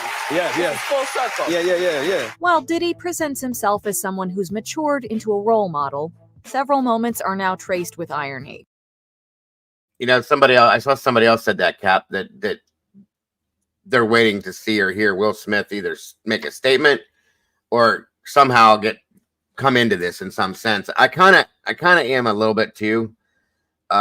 I don't know if it's going to be that he's going to make a statement about this or something involving this or what it's going to be, but I have that feeling as well, Cap. I do. Yeah, Wendy had her own, I don't know. I don't even know how to explain what I think about that situation, but yeah. Williams inquires about Diddy's lifestyle and the people he surrounds himself with, asking if they, quote, violate him. She meant financially, but her phrasing proved prognostic. You threw a house party and I got the footage. Okay.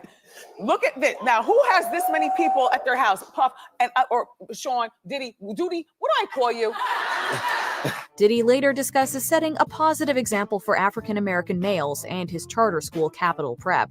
Diddy's partnership with the school unsurprisingly ended in November 2023. A sexual assault accusation surfaced. Our children are expected not just to learn to read, write, and compute, but to use that which they've learned to improve their community. Defending Justin Bieber, Access Hollywood. The allegation. Absolutely, Sherry. That's what I was just saying the other day. Watch the people who go silent versus the people who speak out. That makes a lot of difference, folks. She's right. It's going to be a big deal. I'm just saying. Gene Deal, Diddy's former bodyguard from the 90s, has been talking a lot about what he saw. Right. Absolutely. But yeah, that's why. Go ahead, Doodle. Well, you know, if Will Smith is brought up, they're not going to want to put his wife's name in their mouth. He's slap happy. Of course not. Absolutely. I still can't get over that. That was hilarious. Keep my wife's name out your mouth. He hit him hard, too. Chris Rock. I'm wondering if Chris Rock's going to show up in any of this. Frontal temporal dementia. Oh, good Lord. She'll probably forget more than she remembers then at this point, if there's anything she knows. Just saying. I don't like, that's one thing I will say, and if anybody does, I'm sorry, I don't mean this offensively, I cannot stand Jada Pinkett. I can't at all. I think she's racist. in every aspect. She's not a good person in my opinion. I think she's played off of her illness that she has in people's minds. I just do not like Jada Pinkett. I'd never have liked her. There's something not right about her. She's not a nice person. I've watched her in different interviews and she just kind of gives me that cringe feeling. So I don't mean that offensively to anybody that does like her. I'm just saying I don't. Not at all. Welcome back, Cassie. Allegations against Diddy have made people reassess his relationships with several young proteges, including Justin Bieber. Diddy's 48 hours with Bieber in particular isn't as cool as it seemed in 2009. Where we hanging out? I will say I do feel bad for Justin Bieber in this. I do. I think he's getting attention that he probably doesn't want right now. I feel bad for what he probably went through. But the biggest part is that as a grown man and adult, I think he's getting attention that is not something he wants right now, per se. I agree. That's the other reason why I don't like her. I think I like Will Smith. I always have. I always thought he was a good person. And, you know, different than a lot of people out of Hollywood and in the music industry in some ways. That's my opinion, of course. But I think that she was evil to him. She treated him like shit. I truly do. She is a narcissist. Go ahead, Doodle. I feel like Bieber was just groomed. He doesn't know. I mean, he was a child, so he's just following along. This actually isn't his fault. Agreed. And that's why I said the attention that he's getting right now is probably unwanted attention, but at the same time, what he went through is even worse. So maybe it's needed in that sense. You know what I mean? But you know, I gotta say shame on his mother. I've always said that before. She should have seen this for what it was as a parent and not allowed it and not just saw the dollar signs that she saw. That's what gets me. Dude, your Roomba's name is Dustin Bieber. Everything Tomboy names has some kind of a name like that. It's hilarious. That's too funny. And yes, Jada is, in my opinion, 1,000,000% a narcissist of the worst type. Tom Hanks is number. See, this is gonna kill me, CZ. One of my few actors I like. This is what I worry about. I've heard his name brought up in some of this type of stuff with Epstein and stuff like that. I love and always have loved Tom Hanks. He's one of my absolute favorite actors. I've always looked up to him. If it comes out down the road that he is involved in stuff like this, and I've heard that he has been, it's gonna break me because I really, really idolize Tom Hanks because he's such a good actor. You know what I mean? But it is what it is. You can't control that. We'll see what happens. I hope it's not true, but I don't know. Oh, it has been stated. Yes, CZ. His name has been put into a few things at this point. Definitely the Epstein stuff and some other stuff. I don't, like I said, you know how this stuff goes. They can throw anybody's name they want into this, whether it's true or not, and then leave it to be what it is. So we will see. I pray to God that it's not true because Tom Hanks has always been that. Then again, we went through this with Bill Cosby. Everybody thought Bill Cosby was clean cut America's dad type thing. Tom Hanks has always been that guy. Like, you know, everybody loved Tom Hanks. I know a couple people that don't, but I'm just saying he's been that guy, the clean cut, you know, all American actor, blah, blah, blah, blah, blah, blah. I don't know. Oh, I've seen the Epstein list, Cassie. There's a lot of people on there that I did not expect to see on there. You know who we won't see? Adam Sandler. He's my favorite. I can't help it. Oh, he's a very good one. Yeah, very good actor. And no, he never got involved in any of this bullshit. None of it. Well, absolutely misfit. Absolutely welcome, by the way. Here's the thing that's come to light recently. I used to follow a lot of the stuff that Feldman said and put out. Okay. And he claimed to be Corey Haim's best friend, and he was advocating for everything that happened to him and blah, blah, blah, blah, blah, blah, until I come to find out that most of what Corey Feldman has said is bullshit. Corey Haim's family, his sister and his mother came out and said they weren't best friends, that Corey Haim basically couldn't stand him, that he's the reason why Corey Haim went through a lot of the stuff he went through. And that Feldman is a narcissist in a very bad way, and he's very all about himself, obviously, and that most of what he's put out is attention-seeking bullshit. So I can agree. I can agree. So I don't know, guys. We'll see. What, Terry? Tom Hanks had a submarine to traffic victims. Where did that come from? That I've never heard, but that's a lot. I don't know. Yeah, that's what I'm saying, Cap. That he was very, especially with women, very just. I don't even know how you would put it. Just aggressive and just did some nasty things. So I don't know. No one on these lists will surprise me. It's just a reminder how fake too many people are, especially once they had. Oh yeah, 100%, 100%. They did when they were kids. They were forced together in a lot of ways, Callie. But for instance, I'll give you an example. There's a story that was put out about Corey Haim was SA'd by Charlie Sheen on the set of the movie Lucas. But it was also came out later down the road that Corey Feldman actually facilitated that situation because he was friends with him. Corey Haim wasn't, and they introduced each other. Feldman introduced them to each other and kind of put them together and then walked away. And then Haim comes back and says, "Why'd you do that to me? You did that." So, you know what I mean? Those are things that came out after the fact. Feldman always wanted to pretend like they were besties and blah, blah, blah, blah, blah, and all this bullshit. And it comes to be that it's really not what it is. So, just saying. Yes, that's true too. Female narcissist, very true. Tom Hanks was in Normandy for the D-Day anniversary. His interview was so spot on and inspiring. I'll be shocked. Yeah, I agree. It's gonna break my heart if he is. Just saying, it really is. Because I just love Tom Hanks. But again, you just don't know. There's always two sides to every story. Very true. That's very true. Very true. Now that we're doing, we can't really disclose. This 48 hours video thing with them makes me sick because this kid has no idea what he's about to experience. Do you know what I mean? He has no idea. He's just excited because what he's experiencing at this point, that P. Diddy is, you know, paying attention to him. He's going to become this star, blah, blah, blah.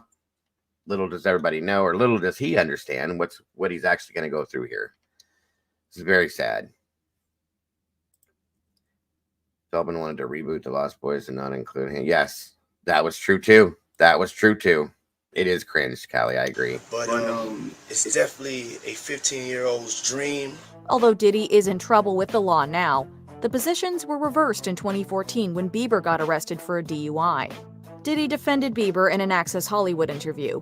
He acknowledged that the pop star had made mistakes, but Diddy vowed to help him stay, quote, on the right track. I don't think that he should be judged like he's not a human being or he's not a teenager that has to hit some stumbling blocks. You know what I'm saying? It's just not fair to make him a perfect human being. Fast forward almost a decade, Bieber's arrest feels innocent compared to Combs's.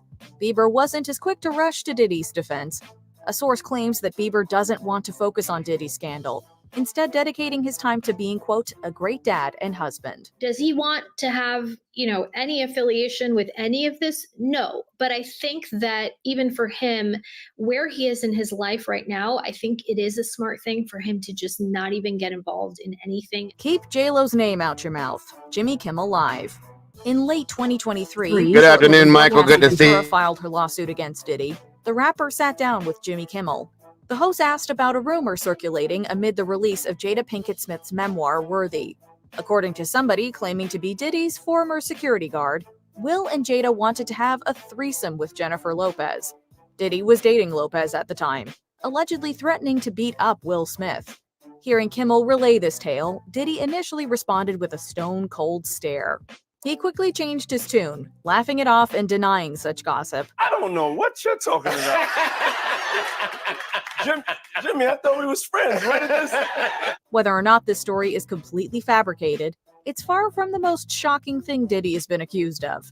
It isn't the most bonkers story involving Will and Jada either. No, it's all about love, though. That's not true. You really heard that? No. What? Yeah. Hands to yourself, Diddy. The Keenan Ivory weigh-in show. In the past, if you had P. Diddy and Mike Tyson in the same room, Chances are we'd be more intimidated by the heavyweight champion. Now we'd be more concerned for Tyson's well-being. In 1998, the two appeared on Keenan Ivory Wayans' short-lived talk show. If you're curious about the pairing, the boxer wanted to start a music company. People's been helping me out. Wycliffe helped me out. Devontae Swing been helping me out. And hopefully Puffy helped me out, you know. While much of the interview feels casual, a blink and you'll miss it dose of awkwardness occurs as Diddy's hand gets a little too close to Tyson. Wearing a grin, Tyson removes Diddy's hand before scooching away. But it was like, I just felt I was embarrassed for like weeks. It truly is about the Benjamin, as we see. Oh, yes, he's glittering. It truly is about the Benjamin. Perhaps we're reading too much into this gesture, but to say that Diddy has been accused of invading personal space would be an understatement. Watching this makes us almost as uncomfortable as Tyson.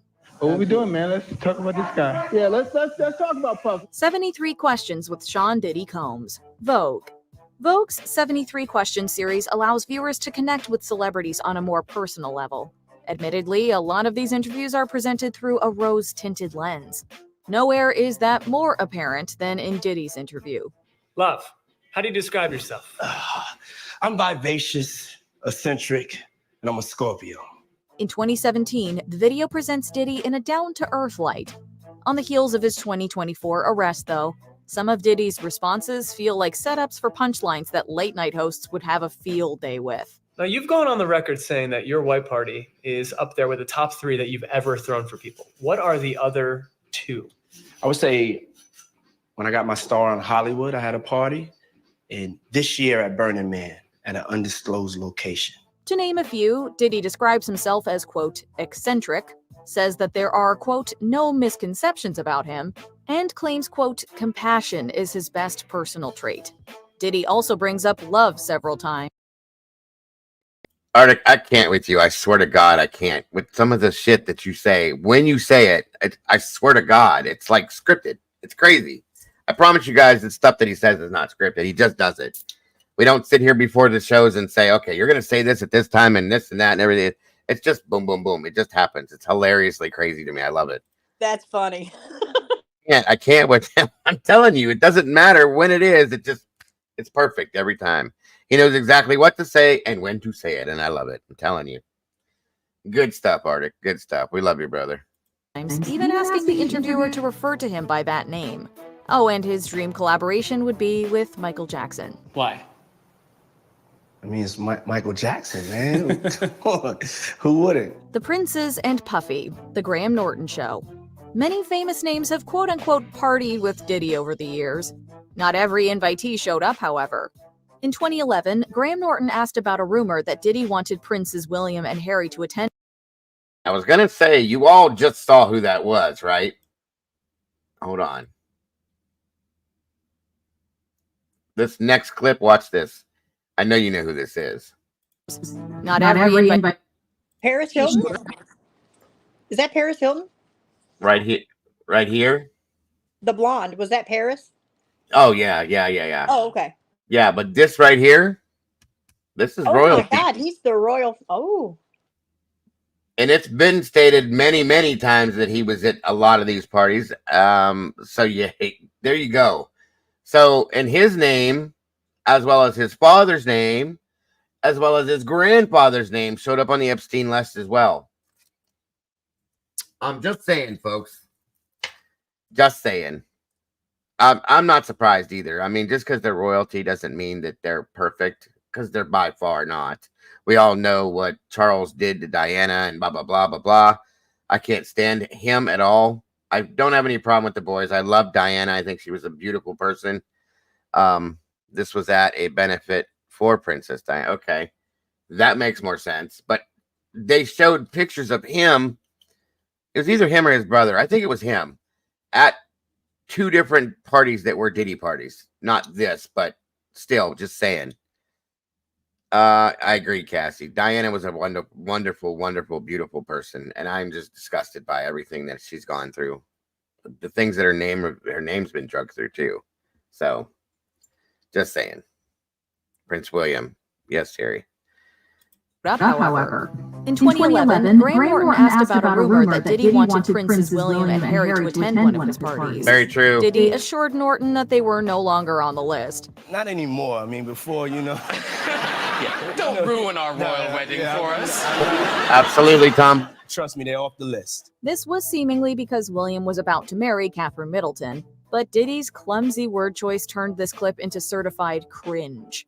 Diddy claimed that he wanted to party with the princes when they were, quote, young bucks growing up. I can just go over for some tea or something and we could kick it. Since the princes had something of a reputation for getting into trouble. Oh, and there's Kanye. There's the brothers there and Kanye. Oh, boy. Anyway, so this is a hot topic, folks. Definitely current events. This is the big thing right now. I'm so tired of telemarketers and what's going on in the world. So this is why we've talked about it so much. But I'm just saying that is what is going down in the world today. Everybody's paying attention to, so on and so forth. So just gotta say, Tomboy sent me something too that I need to check out. I was told. Let me find it.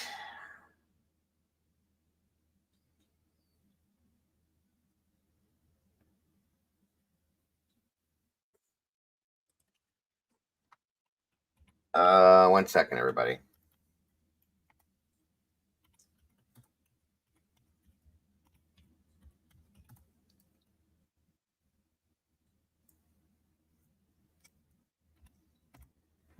All right, let me see here.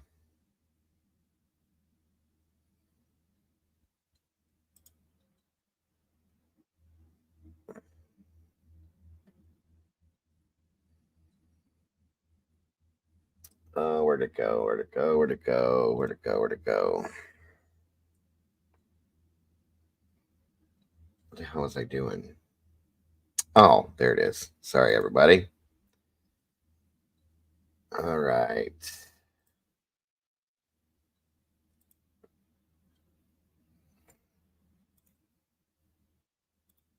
Yeah, this is kind of funny.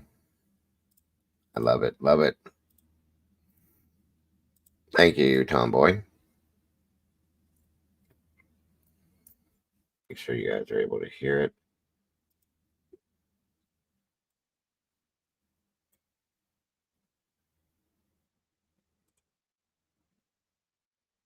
Siri, if Diddy did diddle doos, how many dudes did Diddy diddle? According to my calculations, if Diddy did diddle doos, Diddy diddled over 1 million dudes. Oh, damn, does that mean Diddy's getting his doodle did? Oh, most definitely. If Diddy's found guilty, Diddy's definitely getting his doodle hole diddled by dudes with large diddles. Oh, Diddy done did it now. Hey, Siri. Oh, Lord. That was good. Thank you, Tomboy. A dillion dudes. Diddle, diddle, diddle, diddle. No problem, Arctic. Trina, what's happening? What's going on? Good to see you. I wonder if he'll ever get diddled out. I mean, can he get a new diddle? I don't know, but did he? Is that a new thing? You get your diddle did? He got his diddle did? Diddler did, yeah. He is definitely going to be called. I can't believe that he will be. He's definitely going to be called the Diddler now instead of Diddy. I'll tell you that much. Sad enough as it is, the disgusting piece of garbage that he is. I think he should have to give back every dime that he's made off the backs of all of the damage he's done to people, in my opinion. Every cent of it, which he's probably going to lose it all anyway when he goes to prison. So just saying. Just saying. I'm just thankful I didn't put my name as Diddlebug instead of Doodlebug. My God, think of all the crap that would end up being. Yeah, that would have been bad. Let's see.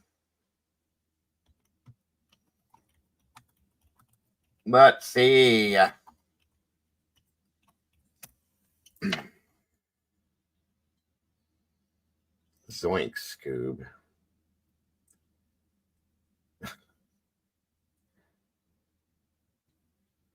Oh my God, that's not even new, but that's hilarious. You guys, let me see this real quick.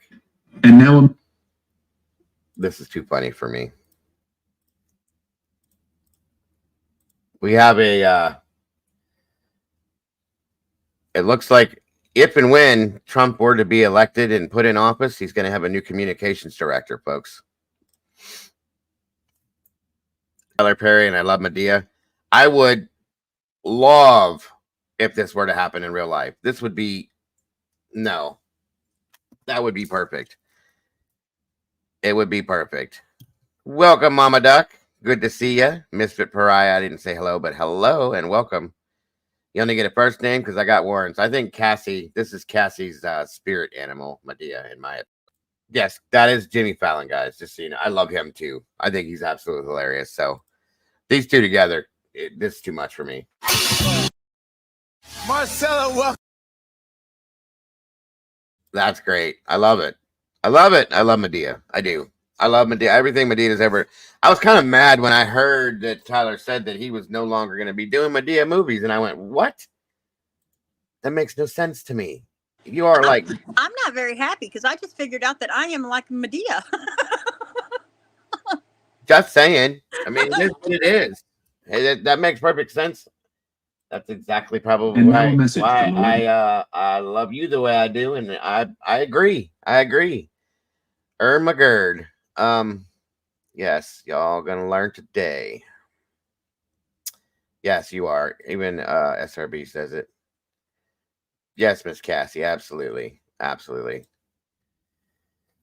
So there's really nothing else going on in the world today, guys, that I really want to talk about, to be honest with you. There's war. We don't need to talk about that. There's enough negativity in the world. Of course, Israel and everything going on over there. We talked about the hurricane. Again, negative stuff. Thank you, SRB. And thank you to anybody that does choose to support us in this sense via these links, PayPal, Venmo, or Cash App. God bless. We never, ever expect it, you guys, ever by any means, but we definitely appreciate it. It helps to keep the channel going. It pays the bills for the internet, the YouTube, and all that fun stuff. And that's how we do what we do. So thank you to anybody that does donate. We appreciate you very much. Hallelujah. Yeah, exactly.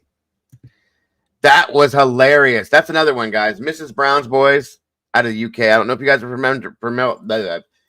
Yeah. Okay. Moving on. Let's try that again. Jesus, what the hell just happened to me? I think Bang, bang, bang, what the fuck? Yeah, right? Okay, so let's try this one more term. Is there any news on Herman? I can look for you. Let me see. I don't think there is. Nothing new, at least. Let's see. Rex Herman. Yeah, I just had a glitch, guys. That was my matrix just broke. Oh,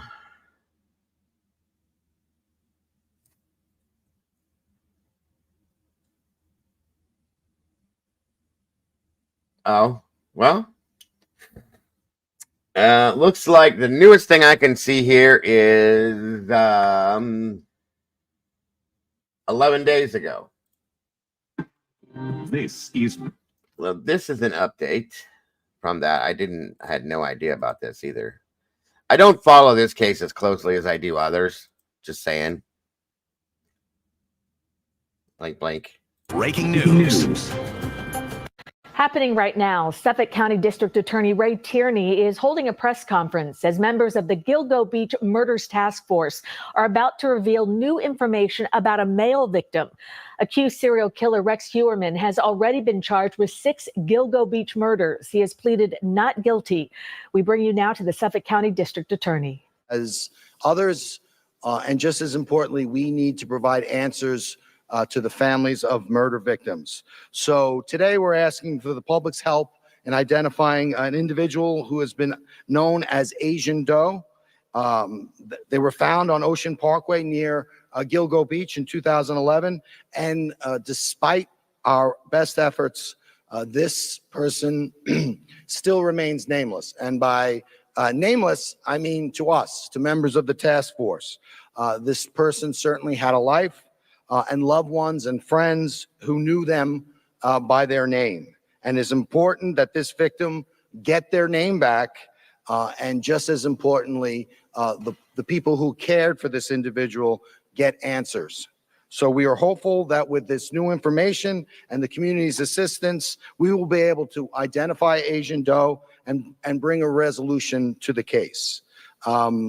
Before I get into the meat of the press conference, I just want to thank the task force members who are here. Obviously, my team, Chief Investigator Rich Zacharis, and our ADAs and investigators and analysts. We have NCMEC, which is the National Center for Missing and Exploited Children. I want to thank them for their assistance. They're not present at the press conference, but as you'll see, they were integral in with their assistance in this case. In this instance, we also have our partners from the So they have identified a male, I think she did, Terry, a male victim, which is strange, in Gilgo Beach scenario. They have not been able to name him yet, which is very sad to me. And that's about the newest thing with this. You know what, you guys? I gotta say this at this point. Rex Harriman is probably one of the biggest monsters of all times. They are repeatedly finding new victims from what this man has done. And I got to wonder, are we going to continuously find victims in this case on even till after this man's gone? I'm just saying. It's insane to me. It really is insane that this man could have done as much damage as he really did. It's crazy.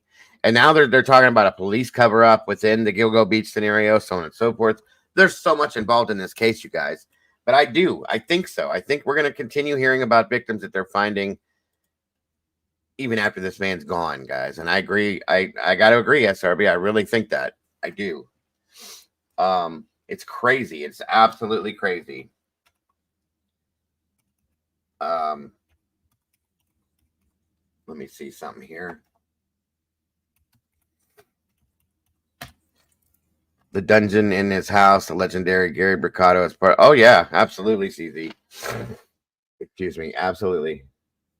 Let me see something here. Meanwhile, we're all right. So this is new in the Mom de Capabot case that I covered. It's an update. I'll show you guys this real quick. We're following the very latest on the disappearance of Mamta Kaffelbot and the case against her husband. The Manassas Park mother and nurse has not been seen in 58 days. Naresh Bhatt is charged with concealing her body. We have just learned in the last hour that his attorney has filed a motion arguing that there was no probable cause for Naresh's arrest. The prosecutors revealed some pretty troubling information in a hearing on Friday. Rafael Sanchez Cruz pieces together that timeline. Prince William prosecutors have laid out more details on the timeline of missing Manassas Park mother Mamta Kaffelbot. It's been stated into evidence that she was murdered, dismembered, and disposed of like garbage. Prosecutors say that during the early morning hours of July 30th, Mamta's husband, Naresh Bhatt, Googled the diagram of the brain and minutes later searched for chicken farms near him. That same morning, he was also seen buying rubber ice gloves and a set of 3 knives. That afternoon, Oh my God. Did you hear that? Doodle, are you here? Yeah, I heard that. That's crazy. He Googled chicken farms near him. Yeah. What is that for? Chicken farms? Because he Oh. yeah, he dismembered her. And oh my God, this dude's sick. Wow. Exactly, Cap. Exactly. I knew he dismembered her, but to do that, what type of a what the hell is wrong with these people? Oh wow. A lot. Yeah, this is insane. He Googled the brain thing, and then he Googled chicken farms near him. Good God, you guys. This guy's darker than I thought. After picking his daughter up from the babysitter, he was seen buying large trash bags. She was systematically dismembered. She was put in bags. She was driven all over Fairfax County, Loudoun County, Prince William County, and put into dumpsters and trash compactors and horrible things were done to her. On July 31st, prosecutors say Nadesh Bhatt was caught on video driving around in his Tesla and disposing of multiple trash bags while wearing white gloves. His daughter's babysitter reported seeing him nervous that morning. That same day, prosecutors say he used over 150 gallons of water in just 1 hour.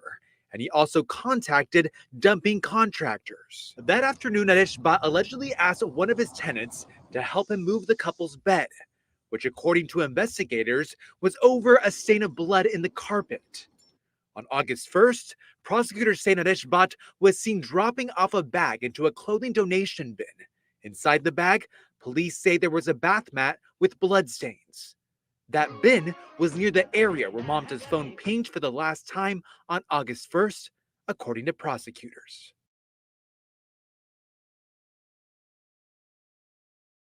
Oh my God, you guys. What a disgusting mess. Wow. Good God. Welcome back, Diddy.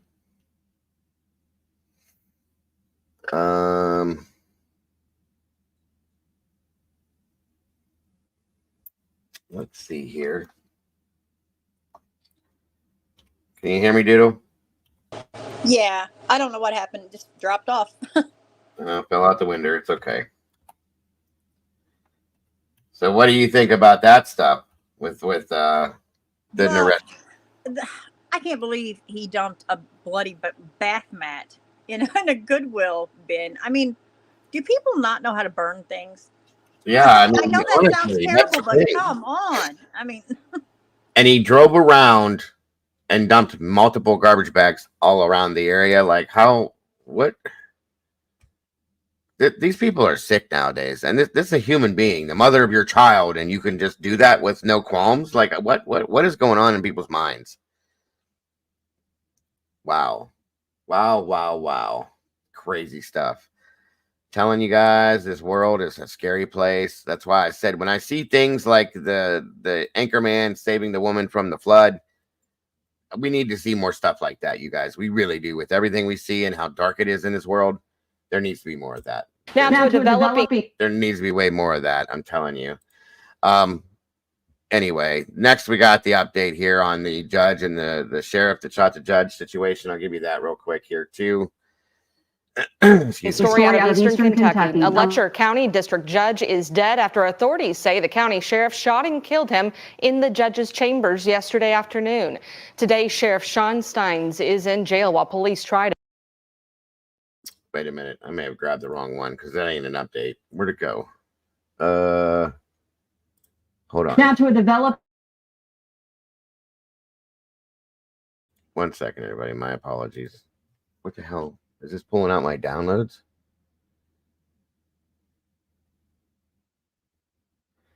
I do know that they asked him to resign. The governor did. Maybe I was wrong. Hold on. Is that, it says it's 16 hours ago there was updates. Huh. The sheriff pled not guilty. That's, yeah. I'll be damned. Well, let's see here. This might be the one. Maybe I just messed up somehow or something. My apologies, everybody. All right. Let's see. Eastern Kentucky sheriff makes his first court appearance since being charged with murdering a county judge. Investigators say Letcher County Sheriff Mickey Steins shot and killed Judge Kevin Mullins in his chambers last Thursday. Today, the sheriff was arraigned in Carter County Circuit Court. Gil McClanahan was there and has more on why the hearing was moved. The hearing was moved here to Carter County to avoid any conflict of interest because both men have close ties to the Letcher County legal system. Does he want to enter a plea at this time? Your Honor, he would enter a plea of not guilty. Letcher County Sheriff Mickey Steins is accused of shooting Letcher County Judge Kevin Mullins in his chambers. We know that it was an argument between the two that led up, but what exactly transpired prior to the shots being fired, still things that we're trying to get answers to. During the arraignment, the question of whether the sheriff was entitled to a public defender was raised. Sir, it's my understanding that he's in the process of losing his job as a sheriff of Letcher County, obviously, and will not have income going forward. His family is not prepared for this eventuality. And again, I think the cost of defending one of these cases can reach well into the several $100,000. He's wasting state resources without an appointment. And Good point, Callie. Attorney, not DPA, whatever division, just because they think he's going to need one. And what's your income? It's based on statute. I think this year it was going to be 115. For now, the sheriff will be represented by a public defender. I'm going to appoint the public defender's office to represent you for the limited purpose of assisting you at your preliminary hearing. Sheriff Stein's next court appearance is his preliminary hearing, and that will take place Tuesday, October the 1st at the Morgan County Courthouse in West Liberty. In Grayson, Kentucky, Gil McClanahan, Eyewitness News. Wow. Now is not the time to have a public defender. Nope. It is sure is not. I'll say you that much is true. I agree with you, Callie. I do. Yeah, you definitely would want to have a good attorney in this situation for sure. Just saying. I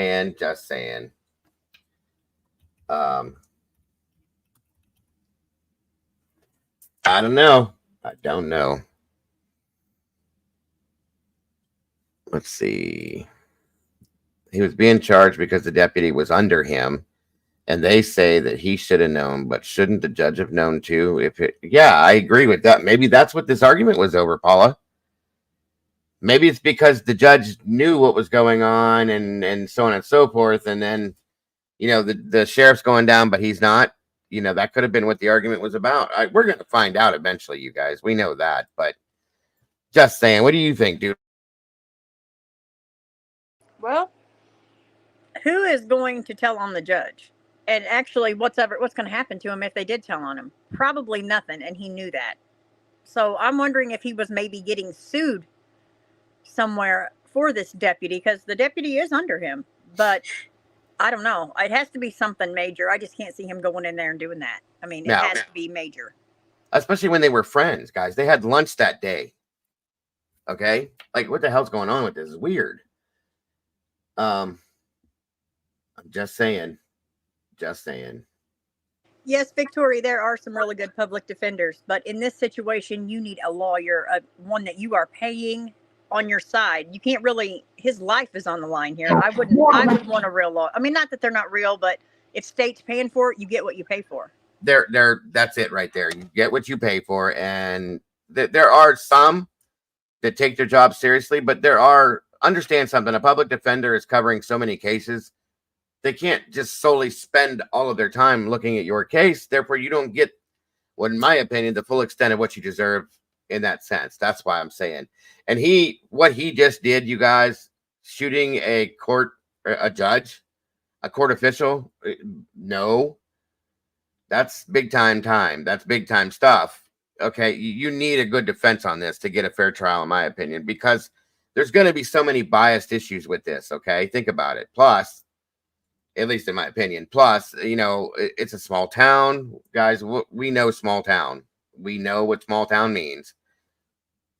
I think they already did the venue change thing and this and that, but still, it's going to be an interesting situation to see how this goes down. I'll say that much. Truly. So, I don't know. It's pretty wild stuff. Guys. Let's see what we got. What do we got here, everybody? It's that time. We're going to be closing this down here soon. Real quick here. Florida woman gets all nervous when the highway patrol pull her over for illegal window tint. So they call a drug dog and find $1.2 million worth of cocaine stuffed in behind the dashboard of her car. Damn. Woman gets all nervous when the highway patrol pulls her over for illegal window tint. So they call a drug dog and find $1.2 million worth of cocaine stuffed behind the dashboard in her car. Woo-hoo-hoo. Damn. Maybe just... Welcome, Philip. Hi, everybody in chat. Back at treatment with Mrs. Dago and all the texts. You tell my wife I said hello and to take good care of you, sir. Tell her that I send my love, and I can't wait to see her. Thank you, Philip, for joining us today. Don't be nervous next time. Florida man leaves a $10,000 tip at a restaurant and says, I want each person in this restaurant to get $500. Damn, okay, dude, that's a baller move. Florida man awoke last Tuesday to discover another Florida man at the foot of his bed sucking on his toes. I don't know, for some people, that's a pretty good day. Florida man kept rambling on to friends about dead palm trees. Turns out, he spotted a new disease killing thousands of Florida's signature trees. Thank God he was complaining. That's actually kind of scary. I don't like that. Florida woman tries selling truck for $200. Why? She was telling people that the owner had been shot in the head and was dead and they needed to get rid of his truck. Only problem? No one besides her knew the owners were dead. Now she's charged with murder. Are people really this dumb? Yes, absolutely. 100% they are. How dumb do you have to be? She could have got away with that. And whoever was going to get the truck, holy shit. You know what I mean? That's like, these people are so stupid, you guys. Well, that's a good thing. Let me put it this way. It's good that these criminals are this stupid because then they don't get away with. Could you imagine this situation?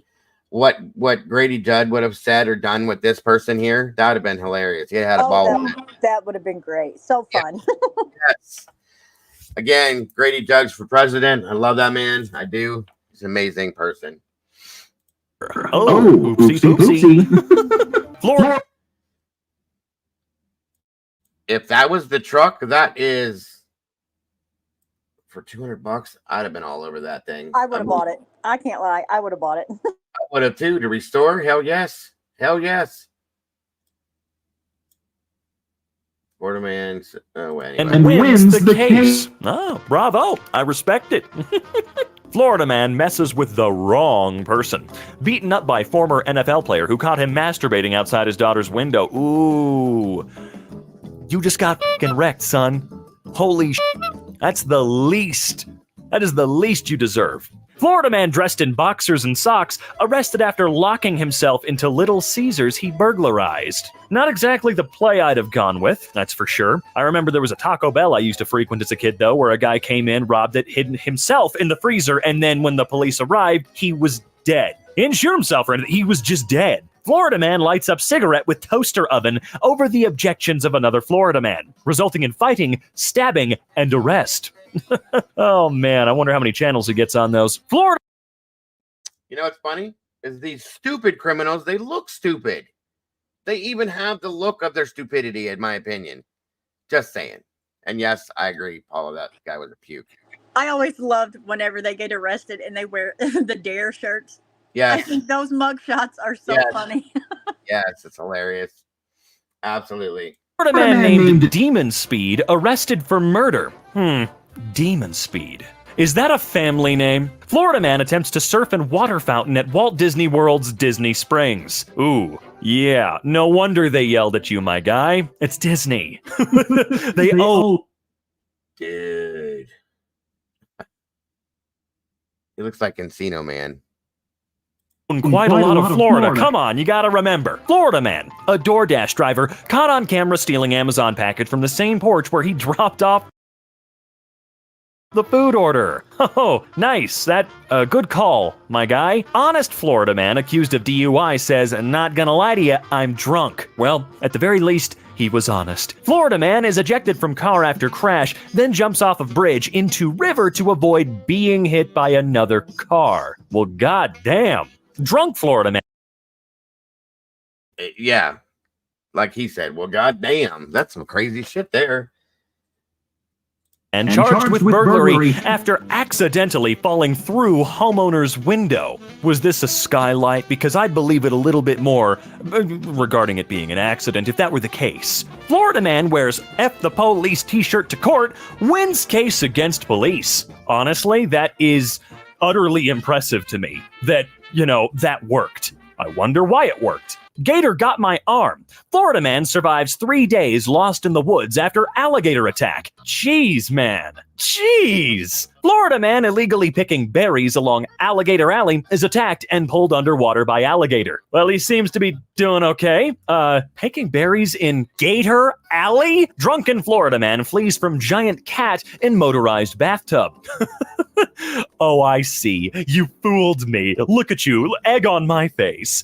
Florida man used grandmother as a shield to prevent getting handcuffed. Did it work? Was she effective? I mean, it looks like she was for half a second, but dude, the guy's behind you. Florida man walks into a bar and pulls out a grenade. Okay, where's the rest of this punchline? No, this isn't the start of a joke. See, that's exactly what I assumed. Is everyone okay? Florida man pays to fly ha ha ha ha ha ha banner over Mar-a-Lago after FBI raid. Jeez. Oh man, I wonder how much that cost. Florida woman stole tips from ice cream shop and hit owner on the head with jar. Wonder how much in tips she got away with or thought she was getting away with. Man steals construction equipment, causes $10,000 in damage, Flagler deputies say. Randy Wheeland, aged 56, has a criminal history in Pennsylvania and Florida. Florida, you say?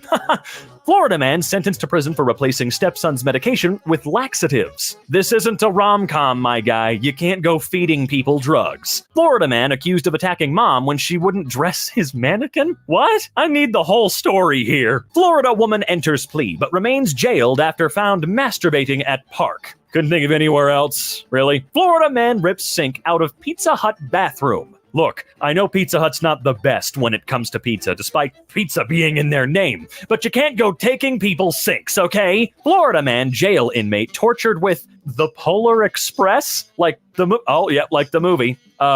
We weren't supposed to torture people. And least of all, with this?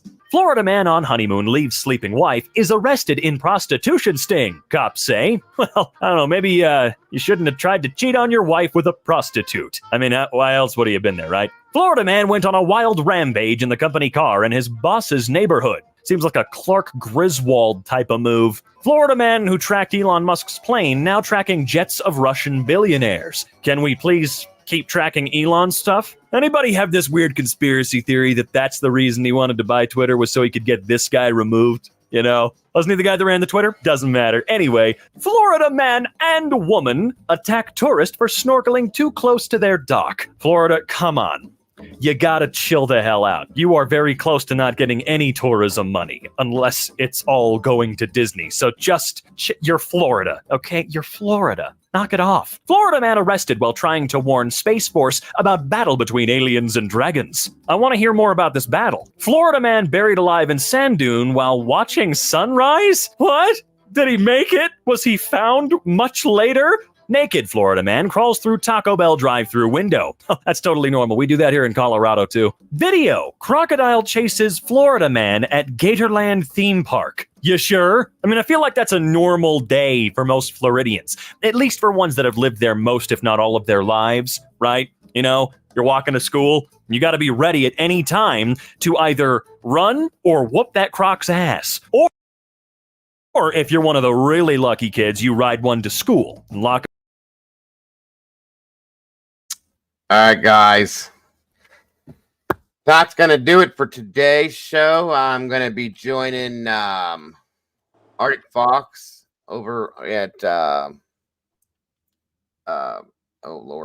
Taylor's channel, guys. If we can put that link in here, I really appreciate you guys going and checking this out. We're going to be talking about, like I said, missing Indigenous people. It's a very, very serious topic that doesn't get nowhere near enough attention. Okay. But after that, I will be in here tonight covering the Paranormal Friday show. And then I will be here tomorrow morning at some point doing the morning show again. And hopefully we'll have some better stuff to talk about at that point too. So I really appreciate you guys joining us today for this. These shows are going to get better and better as we go, you guys. I can promise you that. The more we can get on it, I'm working on trying to put an intro together for it as well. I'm really enjoying this show every day. I really like this. It's going to be 2 p.m. I think. I know. I'm trying to find it too. Let me get a link from Taylor herself. One moment here.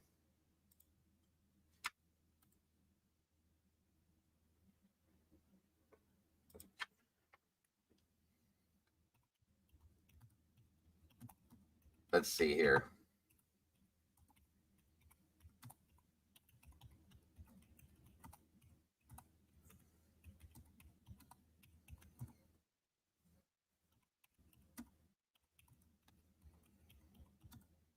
Cassie found it. Did you find it? Okay.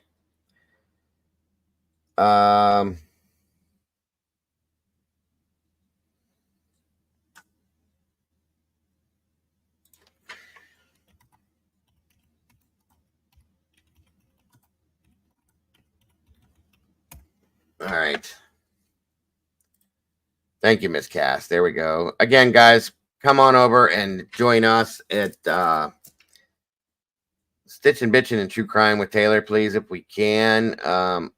Arctic's going to be joining me there too, Terry. We're both going to be joining her today for that. So it will be 2 p.m. Eastern Standard Time. That's where I will be next. So, guys, please, if you will, come on over and join us. I'm going to try to see if I can split the stream with her and load it in here as well for you guys, for some of you guys that aren't here, and see if we can do it that way to try to get her as much visualization as we can on that. I really, really, really hope so. So I would love to see you all over there supporting Taylor with her show. It's a new channel. We got to help to grow it. You know, she's got her heart's in the right place with every bit of what she's doing. So I support that 152,000,000%, and I will support her that way as well. So I'm hoping to see you guys there. And again tonight, Paranormal Friday, guys. We're gonna get I'm sorry. Let me rephrase this. It's a lot of words, but it's gonna be what it's called from now on. Thank you to my Blue Crew for helping with this too. It's gonna be paranormal, creepy, and unexplained Friday nights. We're gonna be looking into a bunch of different things, guys, from here on out. Unexplained circumstances, creepy stuff, weird stuff, strange stuff, besides me, of course. And of course, my lovely Doodle next to me too. We're both a little strange, which is why we love what we do and why we fit so well together, guys. And again, guys, don't forget to hit that like button if you haven't done it on the way out. If you will, please share this out to everybody. I am so looking forward to seeing you guys in the morning that I won't see tonight, and I'm so looking forward to seeing the rest of you tonight. And again, I would really love to see you all over at Taylor's, please. If we could, click on that link. Come over and check us out. Let's all hang together if we can. We're going to be talking about a couple different things according to what she told me. So, yes, we could just cut it to creepy and unexplained. There we go. I like it. Sounds like a plan to me. Good job there, SRB. Thank you. Thank you. We will make that happen. And of course, I'm going to make a little thing for it too. So let's do this. I hope you guys have an amazing rest of your Friday. For those of you that this is your last day of work, congrats. And I hope you enjoy your weekend. I will see you guys this weekend. For anybody that is in here that I won't see later, much love to all of you. I appreciate you so very much for supporting this channel the way you do. Anybody that has donated to the channel, thank you. God bless. Again, we don't expect that, guys, but we definitely appreciate it because it keeps me going. God bless each and every one of you guys. Don't forget to love yourselves, love each other. Please don't change anything because you guys know you are the beautiful people. You are amazing. You are why I'm here. You are why I do what I do. Much love, everyone. God bless, and I will see you very soon. Thank you so much. Doodle. Bye-bye, everybody. Bye.